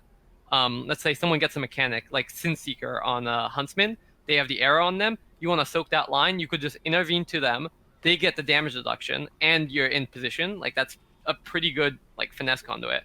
I think the only issue with conduits for warrior is just their potencies are very boring, but in terms of endurance and finesse, they definitely got very good options. Okay, gentlemen, and then the tide's turned. Let's do it. Yeah. Let's dive into the potency conduits for. Why don't we start off with arms, Corey? How are we looking? All right. So first you got Ashen Juggernaut, which is like baseline for all three specs. Mm-hmm. This one's actually decent. It lasts a decent amount of time. Spamming execute's a bit harder for arms because it requires a lot of rage to get going. But with execute refund, it lasts for quite a while. Stacks up to 6 times, especially when it gets to max rank. That's like what it stacks a lot. You get a lot of critical strike on execute. You can combo that with banner as well. Later, we started a conduit, place the banner, get the critical strike damage, and you're gonna hit some pretty hard hitting executes. It's pretty nice synergy there. But moving on to the arm specific ones, these ones are pretty lackluster. So Crash the Ramparts, overpowers a 6% chance to apply Claw Smash for 3 seconds. And the part that stacks the chance. 3 seconds of Colossus Smash, sometimes you don't even have enough rage to hit anything there. So you just apply Colossus Smash and you're just doing nothing. Or you apply Colossus Smash and you hit 1 Moral Strike and that's it. And Colossus Smash is only a 30% damage increase, so it's like not that strong. Sure applies to sweeping strikes, but honestly, a 30% damage increase just is not that strong. And Overpower hit a decent amount, but a lot of times you're not gonna have the rage to actually start hitting it more and more. Like it just doesn't. It's just not that strong. So what do we need here? Just make that like 8-second duration. Longer. Yeah. If the part that stacked was the duration, I think it'd be way better. Okay. But it could get out of control though. So I think a next 5-second duration would probably be balanced enough. yeah. So you can hit an Overpower and say you have Blaze Storm up, Claw Smash. I just hit Blaze Storm right there, and then most of your Blaze Storm is in the Claw Smash. That'd be way better. Next, you have Merciless Bone Grinder, which is honestly the worst conduit I've ever seen in my life. This is like a stick joke. Slam critical strikes have a chance to reduce the main cooldown of Ravager or Blade Storm. So, like, first you have to cast Slam, which kind of sucks. And then in Execute, you don't touch Slam at all. So this conduit is just worthless. And it's Slam critical strikes. In a spec, you're not really stacking that much critical strike. It's just like, why bother? Sure, it has, potential with the Necrolord banner. But still, it's just like Ravager and Blade Storm aren't that impactful to get more cast of. This is just a worse version of anger management. That's what it is. It's just like, why bother with this conduit? You're never gonna take it. If this is like supposed to be the AOE conduit for arms, I'm very concerned. Conduit is like worse than that ret one. The Temporized Verdict has a chance to proc like another one for like 10% damage. It's like way worse than that one. I think I reduced like Blaze Storm. I think the max I got was like 10 seconds. That was lucky too, and I was like, wow, this is awful. I think the funniest part about that conduit is the fact that if you're using Ravager, you would not want this conduit because you want to keep Ravager synced with Colossus Smash. Yeah. So this conduit just is useless with Ravager because it's syncing your cooldowns. Even with Blade Storm, it can still desync with Colossus Smash. Is like, okay, why bother, right? Like, why is this a thing? It's just not very good at all. It's just not very well thought out. I don't like. What's with these like 1.7 seconds? Like you're Yeah, I gonna don't lose know, man. fractions of seconds anyway once it comes. That's just weird. All right. And then last we have Moral Combo, which is probably the best one by far. It's kind of impactful, not that much. That 50% increased chance to trigger a Mortal Strike up to 26 is pretty significant, honestly. Mortal Strike isn't the most hard-hitting GCD ever, but it procs fairly often. And even a Mythic Plus, where I'm not using sweeping strikes at all, the extra procs add up to about 2% of extra damage, which is pretty nice for just Mortal Strike hitting on on AoE, adding 2% extra damage. On single targets, be much more significant. Okay.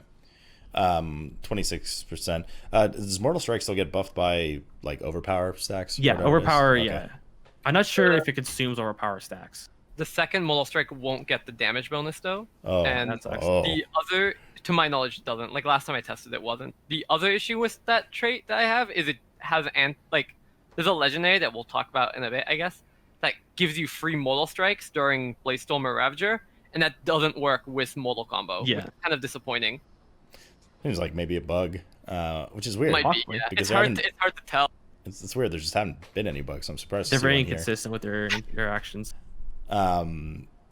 Dude, that merciless bone grinder, man. Oh my god.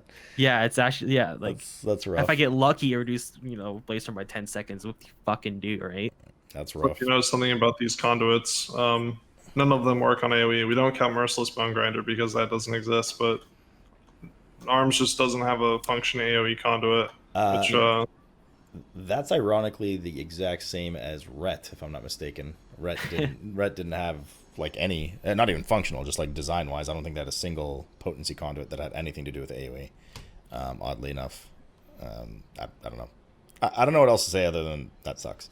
I do think it's fun. Like just looking at your conduits again here, to a certain extent, I do think mechanically a couple of them are fun. Like Crash the Ramparts, if it wasn't awfully tuned in terms of numbers, like you guys said. I appreciate conduits personally that at least involve a bit of skill capping. You know what I mean? A bit of like you got to pay attention to a proc, you got to do something. So I think that's kind of neat.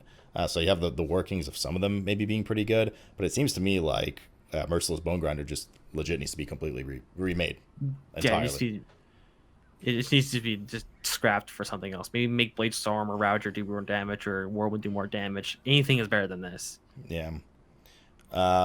Fury. Max, what do you think? Okay, so Ashen Juggernaut, we talked about, like Corey talked about, it's just the spec one. It's pretty good for both. Not much to say. I love Juggernaut and Legion, so I'm glad some form of it is coming back for Fury and Arms. Depths of Insanity is Recklessness Duration, which, good to see. It's not a random proc, it's just flat extra duration, 20% scales up to 60%. Feels great, has some good combos with stuff like Anger Management, or some legendaries potentially. Not bad. Rampage has a 10% chance to refund the charge of Raging Blow. That's hack and slash. It's not terrible. It's a fairly low chance. It scales up to 20% at max rank. The issue with this is just Raging Blow is a fairly low priority button. Some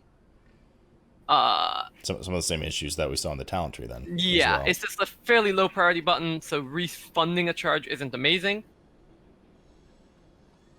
Vicious Contempt. Bloodthirst deals increased damage to enemies who are below 20% health. It's 40% up to 80%. Not bad. Pretty, like, in anything that's not Venseer, I think this would be one of the better conduits to pick. Just because you're going to be pressing Bloodthirst a good amount and execute anyway, so just buffing damage of it under 20%, not bad at all. The big shining star for both specs are like the Covenant of conduits for all four Covenants, and for both specs is pretty. Actually, not the Night Fae. The Night Fae conduit's not great, but the other three for all specs is very good. So Herring Punishment for Venseer is an amazing conduit. I don't know which one you want to do first. I'm on. What was it? Oh yeah, Herring Punishment. Looking at it right now. Yeah. Yeah. Go ahead. Herring Punishment condemns damage dealt is increased by 8% for each nearby enemy, up to 40%, so it's up to 5 targets. Scales up to 15% per target. That's like insane for especially Fury, who can actually cleave condemn. It's insanely strong, right? Yeah, it's Arms actually gets a bit less unparalleled. value. Arms gets a bit less value on it on AoE just because they can't cleave condemn as well. But even then, just 8% damage on execute on single target for both specs, that's pretty pog, right? Like, that's pretty good. And the damage If we prevention, go to especially Yeah, the and the survivability damage being an prevention issue. is pretty good too. Mhm. The unfortunate part is the fact that the prevention, because it's a debuff that applies to the target, that can't be cleaved, which is unfortunate because that would be insane though. So Yeah. if we go to Kyrian, that one's pretty good as well. Was better when Spear of Bastion wasn't dead. It's just extra rage and damage on Spear of Bastion. Like at rank 1, that makes it 5 extra rage. That's not bad at all. That's pretty good. That's definitely like instantly like, yeah, I want this. Scaled up to like 40%, which is scaled up a bit more, but not bad at all. Can't really complain. The Necrolord one is definitely very cool, even if it's bugged now with the rework. I'm assuming it'll get fixed and it'll be very nice. Brandishing the banner instantly gives you 5 glory. So with the new rework, you're instantly getting 5 stacks of the crit damage. 5 stacks of the crit damage buff, which is nice. And you'll be getting 12% strength while the banner is actually down. Currently, the strength part is bugged, if I remember correctly. But I'm assuming that'll be fixed, and it'll be a very cool conduit. The strength part is the scaling part. It goes from 12% to 26. It's a very nice, juicy buff to get during the banner window. During the 3-minute Yeah, it's cooldown. actually really nice. I kind of value it at first, but it's kind of hard to tell how strong it is with the new banner when it's kind of really bugged. But it seems really good on paper, honestly. Yeah, and the 5 glory is actually pretty good. That's like a decent amount of glory, maybe like 25% or something. I mean, that's basically 100 rage, like 100 free rage spent in like theory, because 20 rage per glory stack for arms at least, 30 per stack for fury. The Night Fae one is the only awkward one. It reduces the cooldown of Ancient Aftershock by 15 seconds, scaling up to 30, if I remember correctly. Yep. Yes. Yep. Which is awkward because the baseline cooldown of Ancient Aftershock, at least for, let's say, arms, it fits arms better at its baseline cooldown, potentially. It just depends on what talents you pick, right? So if you're not picking Anger Management, let's say you're picking Ravager, then you wouldn't want this conduit, because then it's desyncing Ancient Aftershock from your cooldowns. Same thing for Fury. If you're not picking Anger Management, then you don't want this, because you're going to desync it from your cooldowns. If you are picking Anger Management, then this conduit's fine.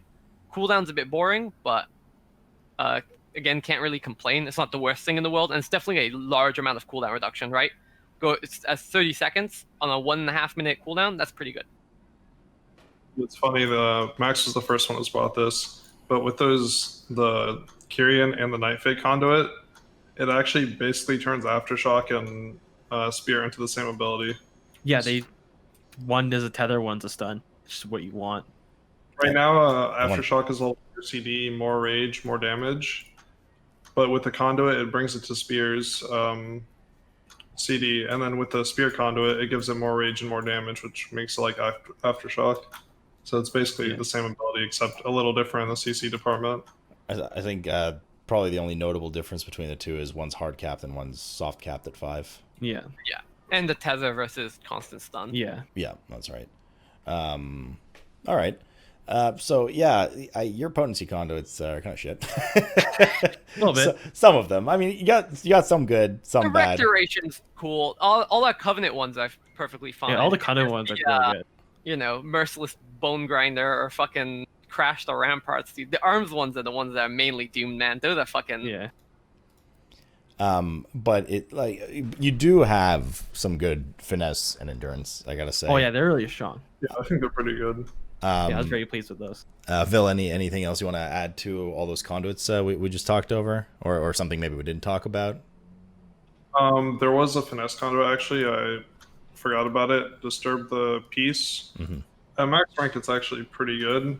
Piercing Howl is 70% slow right now for 8 seconds, and it's a 30-second cooldown, but I think it goes down to 15 at max rank. So you basically have like 50% uptime on this free on-demand slow. That's 70%. I'm not sure how many slows that are... I know DK has a bigger slow than that, but 70% seems pretty big. Well, I mean, DK is a bigger slow, but it decays per second, so it's Yeah. still an average of like 50%, right? It just starts at 90 and then goes down 10 per second. And I don't know what crippling for Rogue is these days. I think it's 50 now in Shadowlands. But either way, that is good and will help for whatever. Maybe I mean like necrotic kiting things like that. It would help a lot. So definitely a nice thing to have there. Yeah, I mean, you guys got some solid, defensive options, but obviously as damage dealers, right, your bread and butter, right, is going to be in the damage department, and some of them seem to be a bit of a letdown. Hopefully, the story slightly changes as we go over to legendaries. Maybe not, though. I wish. I wish. Okay, that's little good bit. start. Good start. Just one thing about the covenants before I move Yeah, away from absolutely. that. Go ahead. Just the abilities in general. I don't really think we basically said condemn is the way to go for both specs is the summary, but I don't really think condemn is too strong. It's just that the other ones are so weak. Like if you take aftershock or spear and you want to do mythic plus but you raid for gear, you are just gimping yourself so hard in raid. And if I don't know, banner isn't amazing, but it's passable for both specs, but the other two are just they're just so undertuned, and the way they work is just like, okay, if you make them good in raid, then in mythic plus they're just going to be broken, like if they're doing that much damage on single target. It does seem though that mechanically, I mean, Fury is a bit more set in stone than Arms, right? Like, Yeah, I Arms think has some different options, especially later in the expansion where you can do some meme stuff with Air-Colored Banner. I mean, but the problem is, you say different options like, oh yeah, that's kind of cool, but in reality, given the restriction of Yeah. the system, you actually Yeah, want to be a exactly. Fury in this case, Yeah. so that you just don't have to worry about any swaps like that. Nonetheless, Until they nerf it. yes, and they introduce a new one in 9.2. Wait for it, calling it. Okay, let's talk about. I think legendaries is what's coming up here. Yep, legendaries. So let's take a look at the legendaries. Let's go back to the world of Arms right now, Corey. And Vil, obviously, by the way, Vil, like, interject at any time, yeah? You're kind of like the overseer for both specs here, so I usually just get those guys to start the discussions for those particular specs, but, like, any three of you, obviously, just interject at any time if you have any thoughts about things. But nonetheless, Corey, why don't you start us off with the Arms / I suppose, generic warrior legendaries, those 8 focus, and let's see what's happening here. So one of the ones that I was very kind of questionable, like why is this a thing, that I actually really warmed up to is Signet of Tormented Kings. Blaze-Storm, Rexus, or Avatar roundly cast one of the 2 abilities to reduce effectiveness. Reduce effectiveness is just less duration. It's like, so Avatar is like 7 seconds, Blaze-Storm is like 3, and then Rec is like 5. Mhm. This was actually really strong for Arms because proccing like Recklessness is just really insane. Proccing during a Ravager or Bladestorm, or if you press Avatar and then you proc Recklessness during cooldowns, it's a very strong combo. Again, especially if you combo with like Necrolord's Banner or like Condemn, you're hitting a lot of crits, a lot, and it's just a lot of rage generation. It's kind of like going back earlier, how like Recklessness is really good for Arms and makes sense. Proccing Recklessness is just a really, really strong idea. Extra rage generation, hard hitting GCDs that can crit really often. It's just a really nice thing to have. If you have Seismic Reverberation next, with Whirlwind or Revenge, I guess Revenge or Prot, hits 3 more enemies, hits them 1 additional time. This one's decent. Whirlwind doesn't hit that hard. It does have some synergy with the new collateral damage. Get 14 stacks. Your next Whirlwind hits like say 300% harder, and then you cast this. The Whirlwind hits kind of hard, but it's still not super impactful. I think it's a bit better for Fury because they already hit Whirlwind a lot more, and it's just more consistent.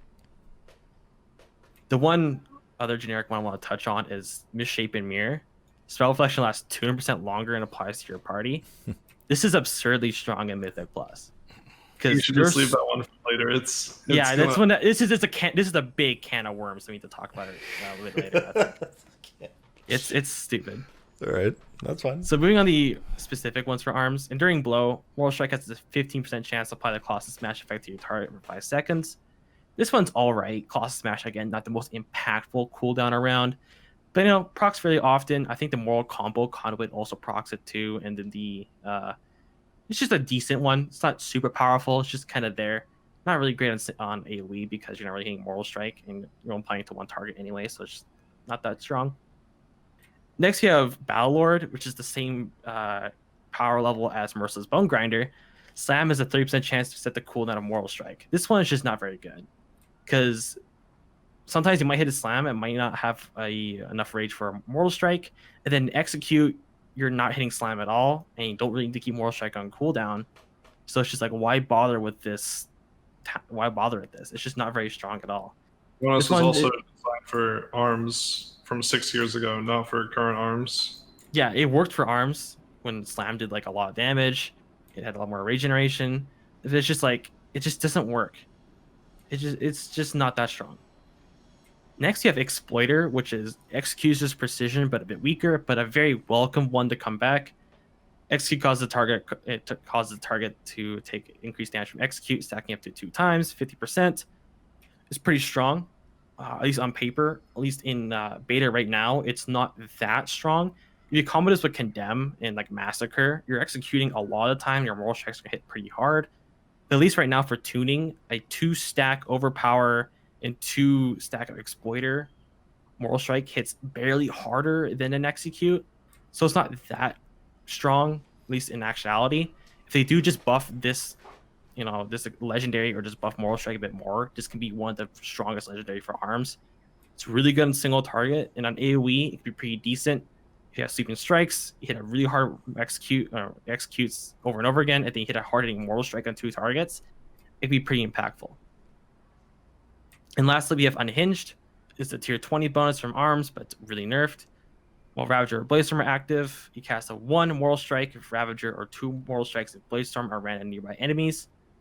This one's decent for the Ravager. I think it's a bit better because you're able to hit more abilities during Ravager. You can have those Overpower stacks for the random cast Moral Strike.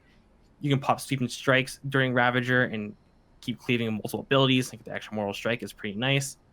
During Bladestorm, if you hit Sweeping Strikes during Bladestorm, it's just kind of a waste, so it's not nearly as powerful. But honestly, this one has potential to be pretty strong as long as they tune Moral Strike to be a bit better. Wait, is this, just to understand this Unhinged, is it every time you Mortal Strike during Ravager, it hits one extra player? No, oh, you cast Moral Strike during Ravager or Bladestorm. You just randomly one time. cast. One time with Ravager, 2 times with Bladestorm. It's a tier 20 bonus, but like the nerfed version of it. Yeah, If they buffed it to like, Sorry, if they buffed it to 2 Moral Strikes for Ravager and like 4 for Bladestorm, like it originally, like before it got Giga nerfed, it'd be totally fine. It'd be a pretty solid option. It seems But underwhelming. with Moral Strike not being the most powerful, it's not the strongest legendary effect of all time. The one thing that does kind of suck is that the Mortal Combo Conduit does not proc with these extra Moral Strikes. If it did proc, it'd be a much more appealing option. So is there anything of these, and let's just, I suppose, save the evil misshapen mirror for the very end of this once we get through the Fury stuff too. But Vil, is there anything of like the ARM stuff, including the generics, that's basically just the one you're going to roll with at all times at this point, the cookie cutter, so to speak? Well, Corey was kind of dancing around arms legendaries in general, but basically what he's trying to say is they're all dog shit right now.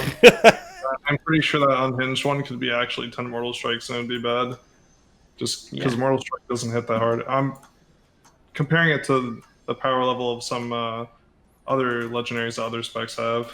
Yeah, these seem a bit lackluster. Yeah. That's why I was like, only one? They all revolve around Mortal Strike, and just none of them are... And Mortal Strike's just not that strong of an ability. Okay. Exploiter got nerfed by 66% coming from Legion. And also there's artifact traits that just made Execute and Mortal Strike hit harder too, so it was like nerfed just losing the artifact. Yeah. Battle Lord, I'm pretty sure it's like 0 DPS. If you play with that, you just... I don't know what to say. Yeah, you must have thought that why? Cool. Enduring Blow is probably the one that has the most use for single target out of all of these, assuming Exploiter is tuned poorly. And then for ones you actually use, you probably use Signet right now, just for everything. Even though Signet has multiple bugs, even with those bugs, it's still just better, just because arm legendaries are so bad. The Whirlwind one can be okay with certain builds in AoE, but it also does nothing on single target, which is kind of sad. So right now you're probably just rocking Signet for everything, realistically. Proc your Reckless is just way too strong for arms. All right. And I think Signet's from it's like a toned down Torghast effect, right? If I'm not mistaken. Yeah, a little bit, yeah. Yeah. Max, how are the Fury ones looking? So I can go over like Signet and the Whirlwind one quickly for Fury as well. Signet is not as strong for Fury as it is for arms because proccing a Bladestorm for Fury is not great. Like if you randomly proc the Bladestorm when you press rec, that just feels bad because you're locking yourself for 2-3 GCDs when you don't want to be. proccing Avatar feels good, and like that's fine, but I don't think it's a particularly great legendary for Fury. If you're doing like maybe a plus like 5 or something, plus 6, and you just killing packs super fast, then maybe you can run this legendary, but realistically you're probably not going to run this if you're playing Fury. The Whirlwind legendary, like you're pressing Whirlwind like a good amount of Fury, but it also does negative damage. Like Whirlwind's like maybe like 3 or 4% of my damage at the end of a Mythic Plus run, and so this legendary realistically adds very little damage. If there was a talent that buffed Whirlwind, like maybe this would see more use. Like back in Legion we had Wrecking Ball, but it in the current state of Whirlwind and the current state of the game, it's just not enough damage to be worth running. For the Fury specific legendaries, there are 2 that are very disappointing and 2 that are alright, but none of them change gameplay, which is what I was hoping for a legendary. Even though the Arms legendaries are way undertuned, they at least like do something for gameplay potentially if they weren't just miserably tuned and way too bad. But the Fury ones just do nothing for your rotation. Forever stuck in a stale rotation. Yep, unfortunate. So first you have a cadence of, I have no clue how they pronounce that, Fueja. Fujieda? I'm not gonna. I said Fujita, so whatever. So Bloodthirst increases your haste by 2% for 5 seconds, stacking up to 4 times. So this is a buff that will never stay up in any raid fight because you're melee and you're just gonna walk away from the boss every like 20 seconds. So and then lose all your stacks. And it's also a very like 8% haste is like fine, but it's the only upside this legendary has is currently on beta. If you cleave Bloodthirst, it gives you more stacks depending on the number of targets you cleave. So if you hit 4 targets, you get 4 stacks. So maybe when you can wear 2 legendaries, you wear this in Mystic Plus, and so it's like 8% haste on every pack. But it's very disappointing with how short of a duration that buff is. If you miss Bloodthirst for like 1 second, it's just it's gone. You lose the buff. It's really. Will of the Berserker is fucking dog shit. That legendary makes 0 sense. This is literally an Azerite trait called Infinite Fury, which is in BFA. The Azerite trait is when Recklessness expires, your crit is increased for 5 seconds. Auto attacks refresh the duration, and no one takes it because it's a 5-second buff on crit. And now this version, it's 5% crit on a spec that has 0 crit interaction, and it refreshes with Raging Blow. I've tried to keep this up on target dummies. It is, if I don't get enough Raging Blow resets, I can't keep this effect up. Not to mention, if you ever leave the boss, it drops. It just makes no sense. The original version was way better. The original version's dog shit. Yeah, I mean, imagine you pop your Recklessness, you get this buff, then you have to leave the boss right after. You just don't have a legendary for 90 seconds. It just is, it's worthless, man. That was literally like the worst design Azerite trait I've seen in the game. Like in BFA, like you leave the boss for 3 seconds and you lose it, and they added it back as a legendary. Like I swear they put that on a dartboard and they just randomly picked it. Okay. So onto the 2 more interesting legendaries. We'll start with Deathmaker. Your Rampage has a 25% chance to apply the Siegebreaker effect to your target for 5 seconds. On paper, this reads not amazing, but it's actually working currently per hit of Rampage, not per cast. And Rampage hits 4 times. So every time you hit Rampage, you have 4 chances of 25% to apply Siegebreaker for 5 seconds. Bug or intended? I have no idea. Let's just go with intended. That's the problem with Warriors. Like a lot of stuff, you're like, I don't know if this is intended or not, because there's so many inconsistencies with both specs. I will chime in on that and tell you that of all the shows we've had so far, and I expect them to go the same for the future shows, it's not a Warrior thing. Every single show has been, I don't know if that's intended or not, but yes, that's true. Anyway, yeah, I'm almost sure that legendary is bugged, but even like. I hope it stays bugged. Yeah, it actually has to stay bugged to be competitive, like compared to other legendaries in the game. It's actually like even bugged, it's just solid. I wouldn't say it's OP.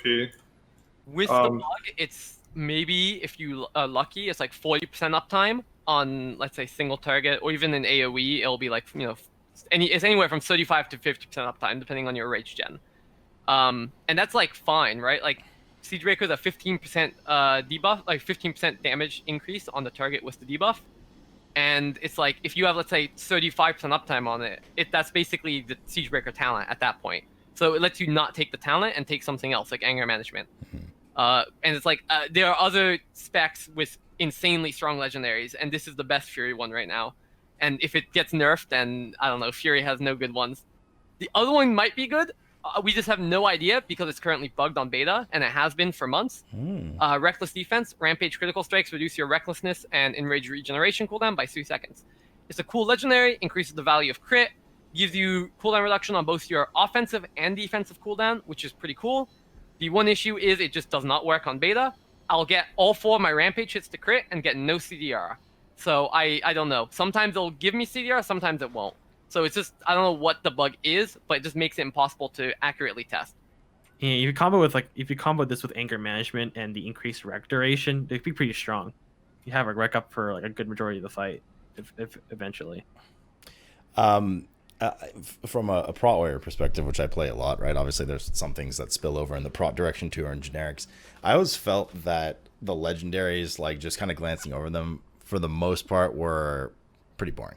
A few of them, like there was nothing that like, oh cool, like my gameplay plays so much. It's like the revenge one on prot actually does a crazy amount of damage because of the way revenge works, but there was just nothing really fun, I suppose. I don't know, even the ring was annoying to like I guess for Fury, like to pop a random blade storm that did nothing almost, and lock you in for 3 seconds. Not exactly the most fun.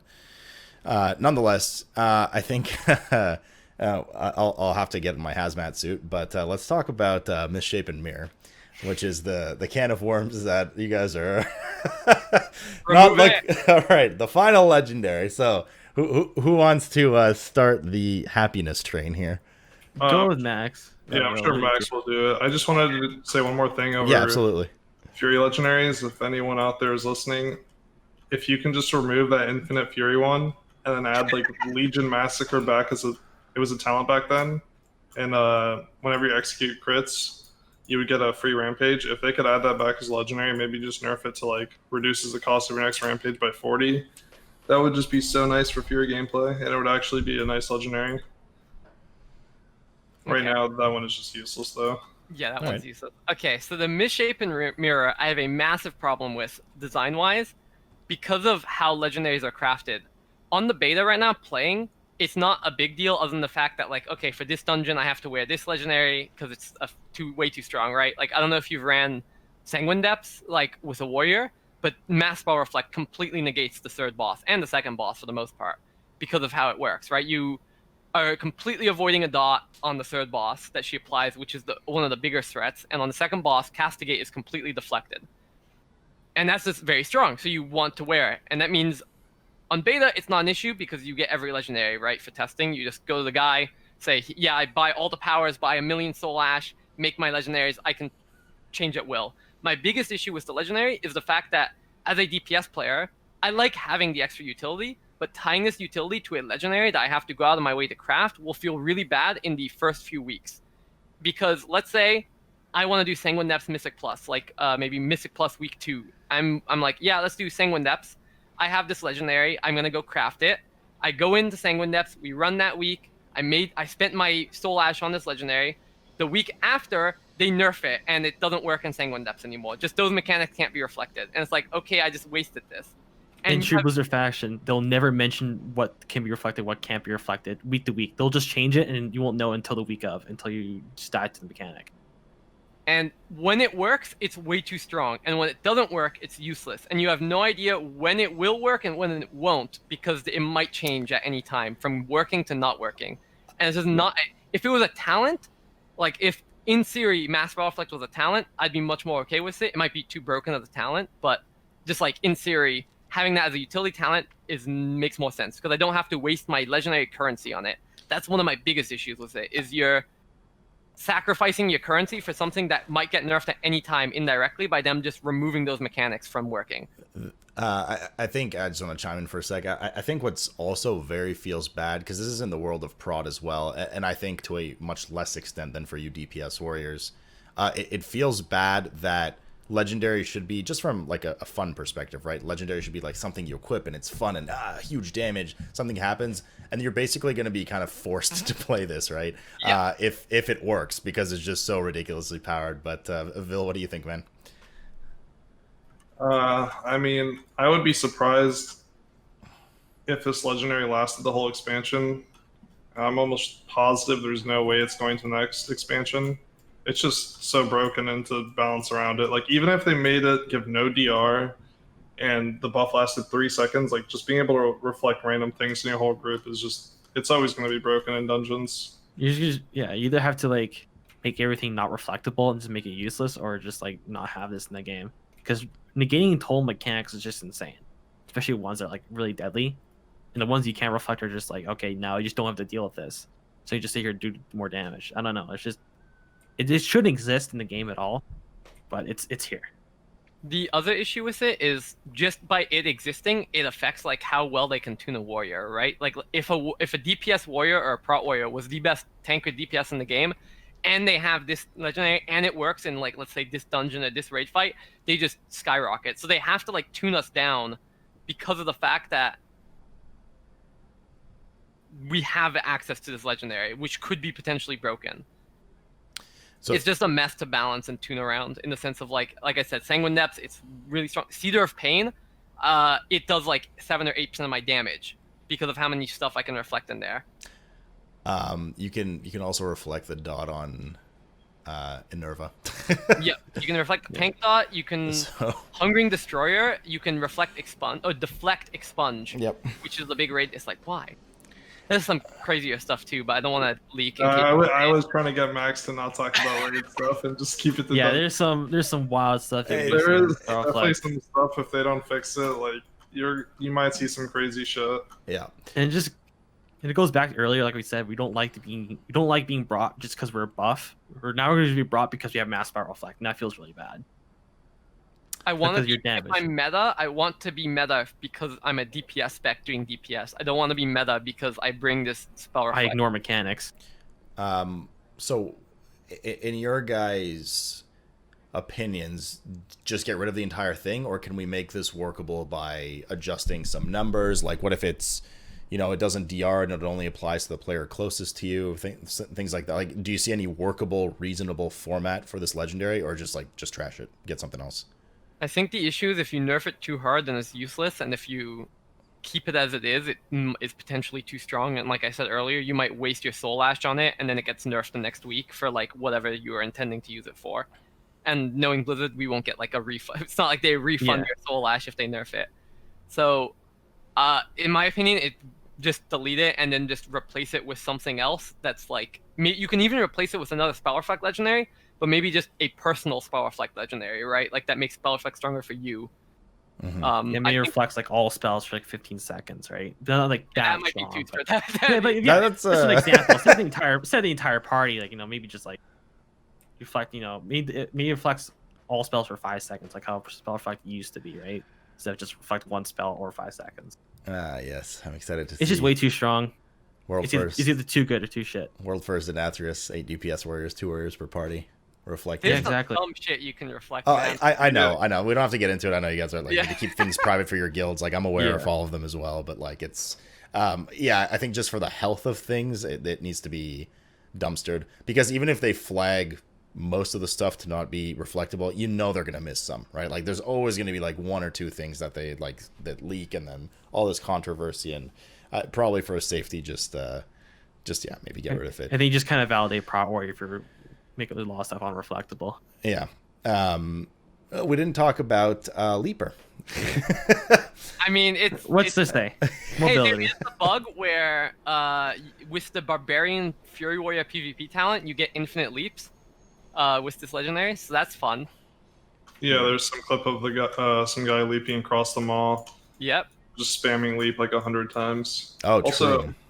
If I think a good idea if they replace the Spell Reflect legendary and something like leap, but also give us like some utility. You could do something like maybe give a legendary that adds a charge to intervene and charge.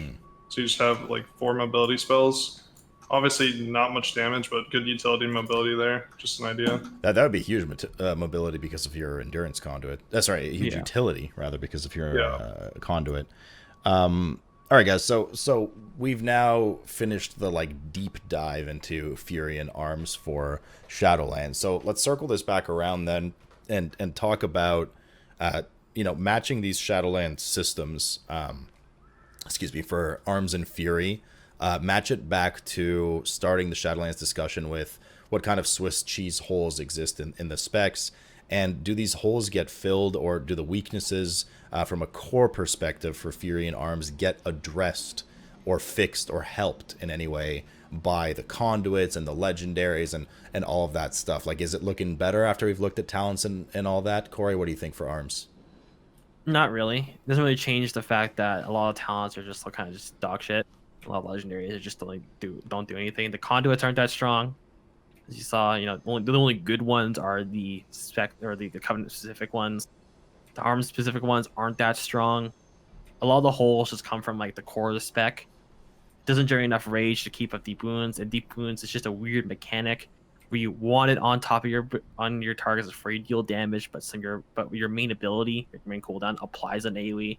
It's just kind of like a weird thing there. It's like how do you play properly with all this jank stuff of like trying to apply several debuffs at one time to get maximum damage? These conduits and anything, they just don't really fix the core of the spec. How it just a lot of the talents just need to get slightly tuned, maybe some slight rage income or something towards the core of the spec, because it just does not work it doesn't work properly at all with like Lucid and Colossus and like Lucid Corruption, all that stuff. It just doesn't work as maybe they intended, or maybe it is intended and it's just not a very well thought out spec. So do most of your problems lie with the lack of numbers tuning that maybe hasn't hit yet, or just like mechanically there's a lot of flaws in your opinion as well? A bit of both. Okay. The numbers can be tuned and the spec can do damage, but still, if they just buff it by 20%, Arms will do a lot of damage, but it still doesn't help the fact that a lot of these talents just don't fit right, especially the anti-synergy between them. It's just very weird. Okay. What about for Fury? Max, what do you think? I mean, Fury as a spec, like I said, like at the start and earlier, it works functionally. It makes sense. It's just very stale with no real way to change your... Like, there's no procs, right? There's no exciting procs, and there's no big, like, dopamine moments of, like, man, I feel... There's no Super Saiyan moment that we had, like, in Legion, and there's no procs to make the spec, like... There's no procs that spice up the spec's rotation. So none of those get addressed, really, with the legendaries, but I don't think it's as high priority as Arms is. I think Arms definitely needs to be higher priority. But I hope Fury... I was hoping Fury would get some really cool legendaries, and unfortunately, we got fucking Will of the Berserker, dude. So... You got Mercer's Bone Grinder and Battlelord. Yeah, I don't know which one's worse, dude. I don't know, man. Vil, what do you think for the two specs? Is there anything you'd like to see that... I mean, okay, everyone wants to see a ton of stuff, right? Yeah. Realistically, with less than 2 months to go for the expansion, what do you think, Vil, that they could implement for either spec? I guess Arms seems to be the worse off here, to kind of help them along and not have an expansion where, I mean, just Arms is looking like it's going to struggle early on. Just some of the stuff we talked about earlier, making some stuff based on like Orb Breaker or Cleave, maybe the Dreadnought ability. I think Recklessness for Arms fixes a lot of problems. It gives the spec a nice cooldown, feels good like Lucid. Okay. Yeah, it's just not really great to have Blade Storm as a cooldown for Arms, and again, it's just a filler ability because it's just not that powerful. Yeah, I mean, personally, if it was between having Arms do good damage and needing to play it, or just having Arms tune like shit and not get a rework, I would just prefer if Arms stayed bad so no one was forced to play it if they weren't going to rework it. Just have that another demo meme where they say we'd rather not have you play Arms. All right. I think That's I think Fury is like I think Fury's fine. I mean, it's good for BFA Shadowlands standards in terms of a spec. Personally, I don't think any spec is really better than almost any spec was in Legion. Like, the best spec in Shadowlands is worse than the best spec or the worst spec in Legion. I mean, that's just me though. I think it's fine going forward in terms of current standards. Just boring, but what can you do? There's tons of previous versions of both specs that will work very well. Like, if these revert Arms to 725, I think that they just did it. They saved Arms. Just want to add to for Fury at least, like, Arms has very clear tuning issues. For Fury, most of it's not tuning. It's just I have like design issues with some of the talents, like not taking into account the priority for Fury's abilities. Like, prioritize. It's like talents that buff Raging Blow when it's a low priority button. So for Fury, I mean, it's not as highly tuned as DK or Rogue, so I want it buffed because I want to get a spot in raid. But at least I'm a warrior. I have my shout at least. Haha. But yeah, for me, it's mostly for now. For me, it's design issues for the most part. For Fury, Arms is both for sure. Yeah, Fury seems like it's going to have the same problem again as BFA, where you're just playing the same talents the whole expansion, and nothing changes for those 2 years. And it's just kind of shallow of a spec. Nothing really that separates a really good Fury Warrior from a decent Fury Warrior. It's just kind of whoever gets kind of more lucky. So, given how things are right now, what are you DPS Warrior bros looking to play, Fury or Arms? Or do you think you're gonna like? We're not at the point where you're kind of emergency mode, scrap it entirely, go play DK or something, are you? I'm gonna play Fury. Okay. Like for this raid, at least at the moment. Like Fury looks fine in the raid in terms of their toolkit. They will probably struggle on the single target bosses, but they look fine. I'll just like play a spec for another 2 years, pressing the same 4 buttons. Yeah, I think realistically most people are going to play Fury. I'd be surprised if Arms makes a comeback somehow. Fury just needs a little numbers tuning and it's fine. Man, why can't things just be nice and easy like those Havoc Demon Hunters that get everything, am I right? Right? God, I hate those Exactly. guys. Havoc did lose a lot. All right, I'm not gonna bully them as much anymore. I think they don't need to beat up purple. Just looking at their changes, I feel like they might be like people meme about it and say like Warrior isn't tanky, but I'm pretty sure Warrior is like much tankier than Havoc now. Spiral Flex is kind of insane. Just like you without misshapen mirror, 20% DR or reflectability. That's pretty strong. And Intervene, man. I don't know. I think Intervene's is like strong. a sleeper MVP. Is going to be Yeah, in it a lot really of is. And situations. with the Conduit, and I think Impending Victory are just really overlooked. Like Impending Victory is so strong. Yeah. Did- It already was not that bad of a choice, but now it's even just better with these conduits and the slight buff it got.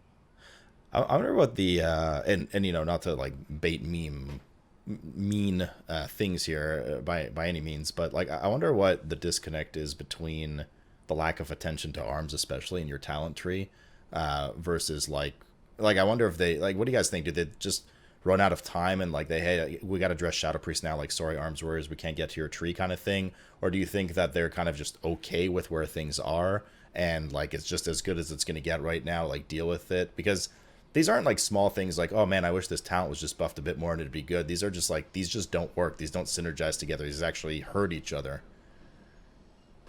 I'm not really sure. I mean, I think the main thing with Arms is like most people wanted the mastery change, and they kind of threw us that bone, and they said, okay, they're happy now. Don't change anything else. They're fine. Move on to the next spec. They didn't even do that. They just like ruined 2 talents. That too. I mean, it just kind of feels like they gave us one thing and then they moved on to the next spec.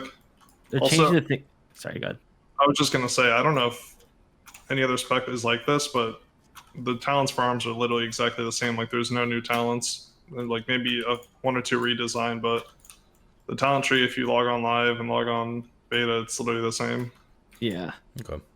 I think part of the issue for Arms is if like it legitimately feels like there's a disconnect between what players enjoy with Arms Warriors and what the devs want Arms Warriors to be. They like very clearly want Arms Warriors to be this like very slow, methodical spec, which like is enjoyable to some players for sure, but they A, end up making it too slow, and B, don't include any of the interactions that people like to make it slow, right?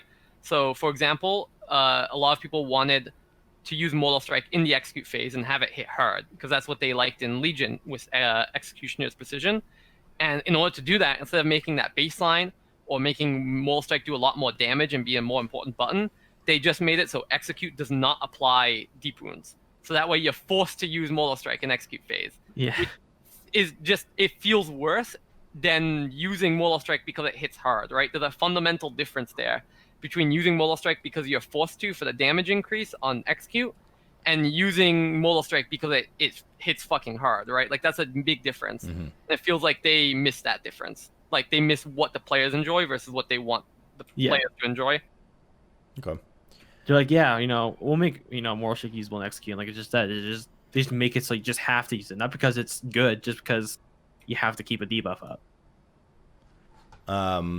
Yeah, I mean, whatever it is, it's not a good feeling, and I think this is like a common theme every show because everyone feels it's just like the lack of communication on the class development front. I think is a bit frustrating for some people, even if it was just something small like, "Hey, we hear you," you know, even if it's like we're not going to get to this till like 9:05, 9.0.5, right? But we'll get to you, like sorry, Arms Warriors kind of thing. But like you just don't know what it's meant to be. Nonetheless. We're running into that times, guys. So let's move on to a bit of Q&A here. As I said already in chat, anything that was answered during the show, if you've joined kind of halfway through anything, I'm not going to ask just because, you know, don't want to waste the time, and you can check the VOD and on YouTube, etc. So like the first question was about Rend. Definitely talked about Rend, unless you guys want to add anything on Rend, but I think we definitely talked a fair bit about Rend already in the Cell tree. One we've kind of touched on already, but I guess in terms of more cumulative thoughts, how is ARM's survivability looking in this expansion? Because it's notoriously been quite crap. Way better. Way better. Still not the best, but way better. Some of the biggest things were reducing the Divus or cooldown by a minute. That helps a lot. Spiral Flexion helps a lot. Just insane amount. Defensive stance is still very good. You have lots of DRs. You don't have a lot of like healing abilities. You can spec into Impending Victory if you wanted to. Or you can go with that you go into that Victory Rush Conduit. Arms is definitely the most tankiest spec in the game, but it's probably going from one of the weakest to probably one of the stronger ones. Especially if you really need to survive, Ignore Pain is still a very nice option to have. Okay. Lots of DRs, really strong. Arm survivability, especially with those conduits, like getting the CD off on your wall, like making your wall almost a 1 minute cooldown. It's basically, I think it's stronger than Blur was in BFA, basically, when you have that conduit. And having like impending victory and defensive stances is just insane. Okay. What do you guys think would be better for Arms again? Auto attacks generating more rage or overpower generating rage?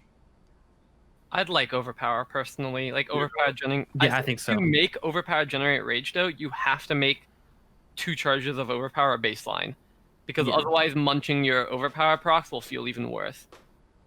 Also, I think Immortal Strike should just be 20 rage. It was 20 rage in Legion, and they just made it 30 for like what feels like no reason. Why does one auto attack not generate enough rage? Moral Strike is beyond me. It's just like I generate 27 rage per auto attack, and Moral Strike costs 30. So like you're just forced to not hit so many abilities because you gotta keep Moral Strike on cooldown. Because it's your least not shit ability. It's funny because I'm pretty sure if Mortal Strike was 20 rage at the end of BFA, it would actually be like a nerf right now with corruption and stuff. Yeah, it would be. Yeah, but like in general, it should just be 20 rage. Like it was fine in Legion like that. Okay. Besides Battle Shout, what do you guys think Warrior exactly brings to a raid that can't be done by another melee spec? Okay, then. I think the intervene thing is insane. Intervene Reflect, yeah. Intervene is Power Reflect. So basically the 2 abilities that you got for like some kind of utility or survivability now. Okay. Yeah, especially paired the Legendary and Conduits, those 2 abilities are insanely strong. At this point, we're just missing Vigilance, and we'd be good to go for utility. Yeah, exactly. I think maybe the question as well probably implied some kind of like, you know, what do you think your niche is? Like, do you excel in anything? Burst damage, single target, AoE, burst? Like, is there anything you guys think either Warrior spec right now leading into, Shadowlands with all the systems that we've discussed, something that they're going to be like, oh yeah, this is one of the, you know, like a 3-cleave fight, you know, bring a Warrior. Like, do you think there's anything like that for them? Fury sustained like 3 to 5 target cleave is pretty good if they're like stacked. That's always like a question in raid because 90% of the time it's not like stacked cleave, it's spread cleave, and that's when multi-dollars shine. But if it's like something like Huntsman, for example, I think Fury Warrior is very good there, or potentially the Nastrius like phase 2. I don't know if it's the best spec in the game at that, but that's just like what Fury's toolkit is good at for sure. Arms is kind of doomed at the moment, as we talked about. But that's just like a tuning thing. Yeah, basically it's going to be anything where you can abuse Condemn, which I'm not going to continue on it for reasons, but Max was talking about Denathrius and Huntsman, just good fights for Condemn in general.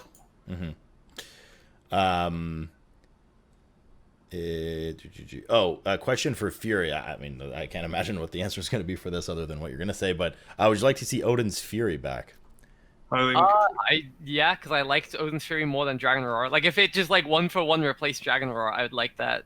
pretty sure anyone who played Fury and Legion wants it back. And The biggest thing is I would like want Legion Battlecry back more than anything. Yeah. Like that was the more fun part about Legion Fury was Battlecry made Eden's Fury insane. Mm-hmm. Yeah, even run tricking arms for most expansion in Legion, I still really liked Battlecry and Odin's Fury. Those are very satisfying abilities to press as Fury. They're just insane. the suggestion I had, or the one we came up with, was you could just remove Meat Cleaver. Maybe you put that effect somewhere else, or just get rid of it entirely, and you could put Odin's Fury there. Just make it a 45-second cooldown. It's in between Dragon's Roar and Bladestorm, and just tune it around that. I think it would be good. Also, you could just delete Dragon Roar and make it Odin's Fury, bring back the animation and everything. For Fury, touching on something we've talked about and trying to kind of embellish on that. All of you, but Max, you mentioned it first about Fury feeling stale, possibly in need of some procs or something to spice it up. Any ideas on what exactly you'd like to see added or can be done to not make it feel so stale? I mean, if we look at so first of all, the only proc I put in quotation marks because it's a garbage proc is Raging Blood has a chance to reset itself, which is not impactful at all, right? Examples of procs that Fury Warriors have had that are fun are stuff like sudden death procking, like when you get a free execute, that just feels good, right? Or in BFA, we have the Azerite trait Unbridled Ferocity, which is when you rampage, you have an 8% chance to proc Recklessness for 4 seconds, and that feels good as well, because obviously when you get it's like Vision of Perfection, right? When you get a random proc of your cooldown, it feels good. Maybe it's a bit too RNG at times, but you need something to like spice up your spec. I think Suddenness being baseline wouldn't be terrible for just at least spicing up the spec slightly so you have an extra button to press at times. I would love Unbridled as well, like somewhere in the talent tree at least. Or just have a legendary that can actually change our playstyle, right? Like Vil said, if you have a legendary that brings back Massacre from Antorus, where execute crits gave you rampages, like that was a fun playstyle. It may not need to be baseline, but having it as an option at least is probably good. And I think Fury just lacks not only the baseline ways to spice up the rotation, but it lacks the talents and legendaries that would let you do that as well. What do you guys think, Vil? Corey, you guys want to add anything to that, or? I think Matt's kind of touched what I wanted to say. Just like Sudden Death and Brawl Frosty are very good examples of proc that are like not too impactful, but actually add a bit of spice to the spec that I would really enjoy seeing coming back in the next expansion. Yeah, I think Sudden Death is a good one, and Max brought it up again, the Massacre thing. I think that just makes Fury feel so much better. Yeah. Okay. Do you think the return of Opportunity Strikes would help with the arms starvation? As a talent, probably. If you replace like Dreadnought with it and then like make Dreadnought baseline or something like that. Opportunity Strikes was very, very strong, at least in Legion after it got reworked. Gained this extra rage, it didn't proc a whole lot in, first 80%, but the last 20 to 0, it procced a lot and you just were able to spam execute all the time. Especially with like if you come up with things now, like since we have a lot less rage to deal with, but we're also spending way more rage on abilities, Opportunity Strikes would help actually quite a bit. I think actually that's a really good idea. I really like that. That was the arms mastery for BFA Alpha when it first data mined, but they got rid of that, which was kind of sad because I thought that was a really cool idea. Because that the more does more damage, procs more often when you get lower HP, kind of helps that execute identity, right? Where you just get closer to execute phase, and you hit execute phase, and you're spamming execute over and over again, hitting hard GCDs, hitting those hard moral strikes and executes, and it feels really good. But yeah, I think honestly adding Opportunity Strikes somewhere in the talent tree would make it way less starved, or make it a baseline. Because if you make it a talent, you're pretty much always going to take that. If you make it baseline, that might be a bit too strong. Okay. For arms again. How do you feel about giving arms rec, giving the spec a real CD that allows it to generate more rage on demand? I would love it. Yeah, I think that's what the we best want. solution. If there was one change like we can make to arms personally, between me and Corey, I don't know how Max feels. I definitely would just take rec as the cooldown. I'll just take rec. It felt good for a reason. It's because Rage Gen 4 arms feels good, and the fact that they like Lucid happened every ARMS player like that. Well, not every ARMS player, but most ARMS players like having more rage, and they didn't like find a way to add any rage gen baseline to ARMS is wild to me. It doesn't need to be insane like Lucid, but like just recklessness is just enough. Okay. Thoughts on SMF, which we talked about, but it says, if we address that, can we please address the visual mismatch of Condemn for Fury dual wielding animations? Please and thank you. Is this a gripe you have, Max, at all? Wait, I've not know. Is there like a difference between SMF Condemn and Titan's Grip Condemn? I actually don't know that lore. I don't think so. I played Single Minded Fury. It looked the same. Yeah, I've not noticed any Condemn animation issues personally. I think it looks sick, like every time I see it. Yeah, I couldn't say much about that. No, well, apparently it's the thing. Bill, have you Were we talking about SMF? Condemn animation issues? I don't think so. Seems fine to me. I haven't noticed.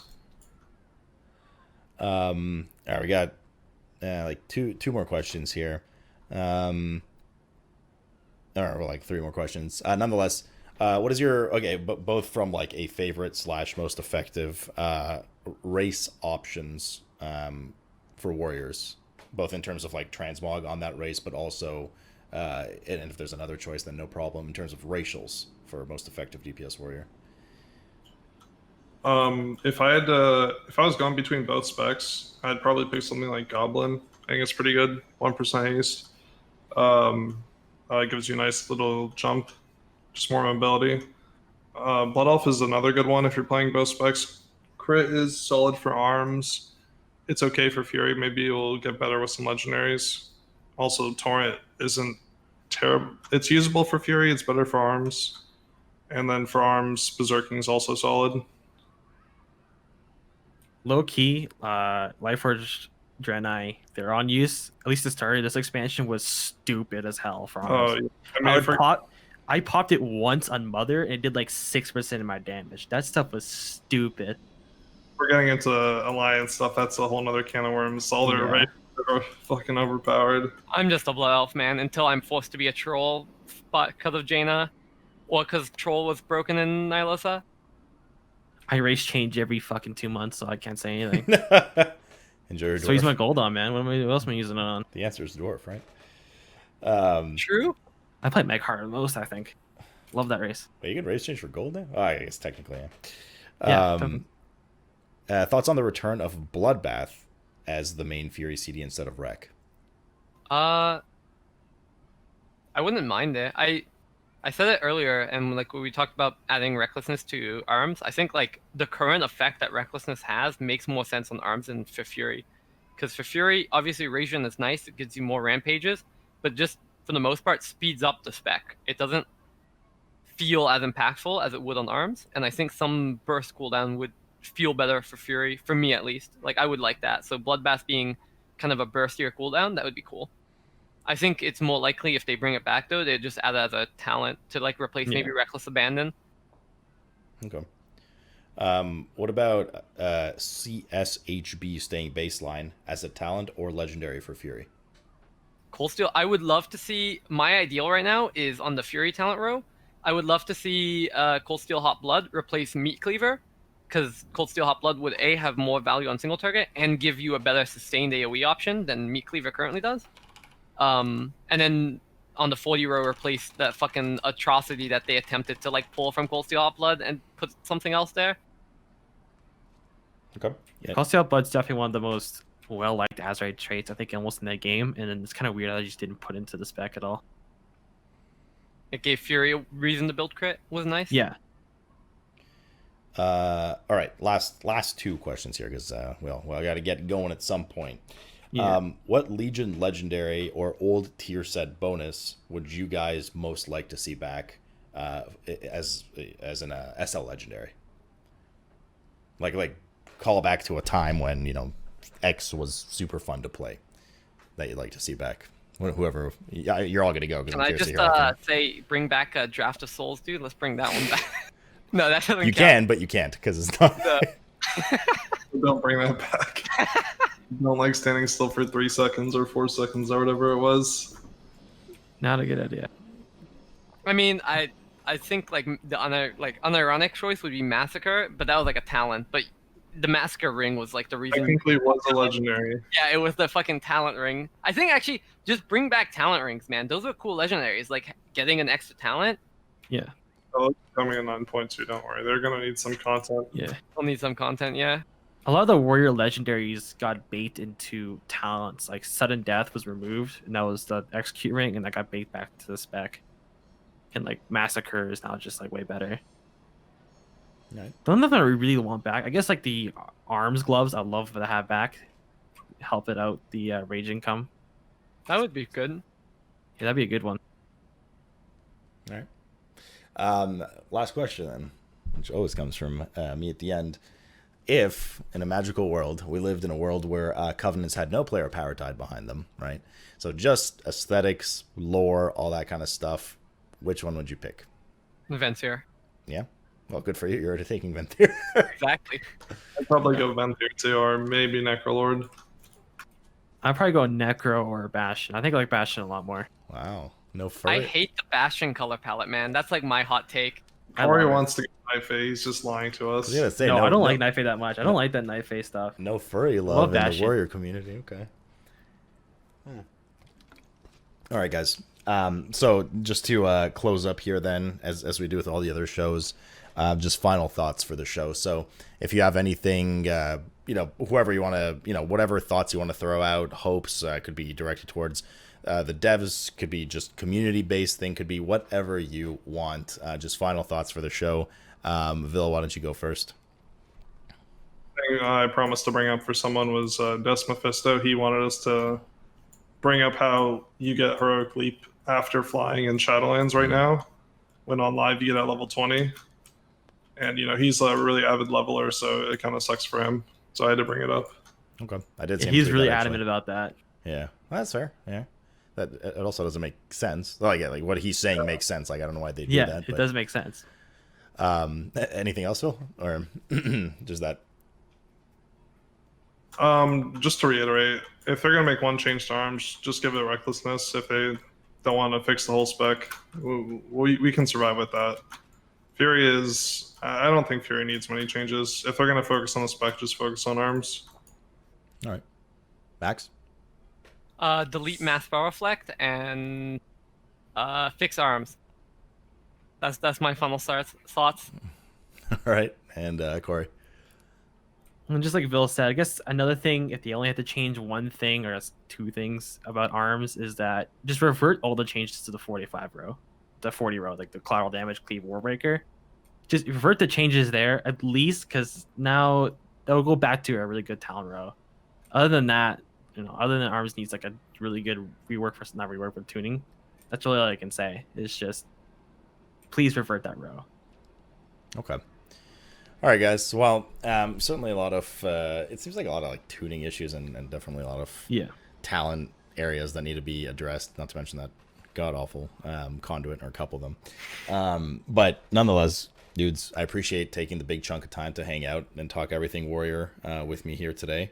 And I hope that you guys get some stuff addressed. I hope that everyone gets the stuff addressed, but we're kind of low on time here, and it's concerning for a lot of class guys. So there's still time for sure. It's not like locked and done, but I don't know. Some of the Warrior stuff seems like, because it doesn't seem so emergency, I have like, it gives me a bad gut feeling that they're just, you know what I mean, like not going to touch it until 9.1. It might do, which is an awful feeling to have. Like no one who plays their spec should ever have that kind of feeling, but it gives me those vibes, and I hate that. I hope I'm wrong, by the way. I hope I am wrong, and I hope somebody's like, aha, salute, you were wrong, and I'm like, good. Maybe they'll do another I hope similar they level. fix every spec that needs help.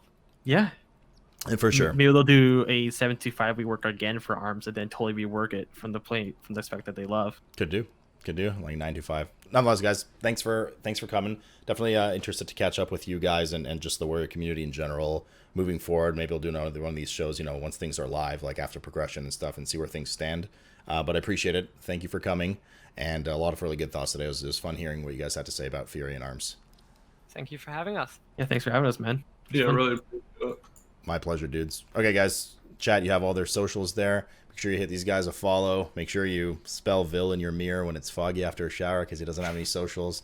And guys, thank you a lot. Enjoy your evening, and I'll talk to you guys soon. So yeah. All right, See ya. later, dudes.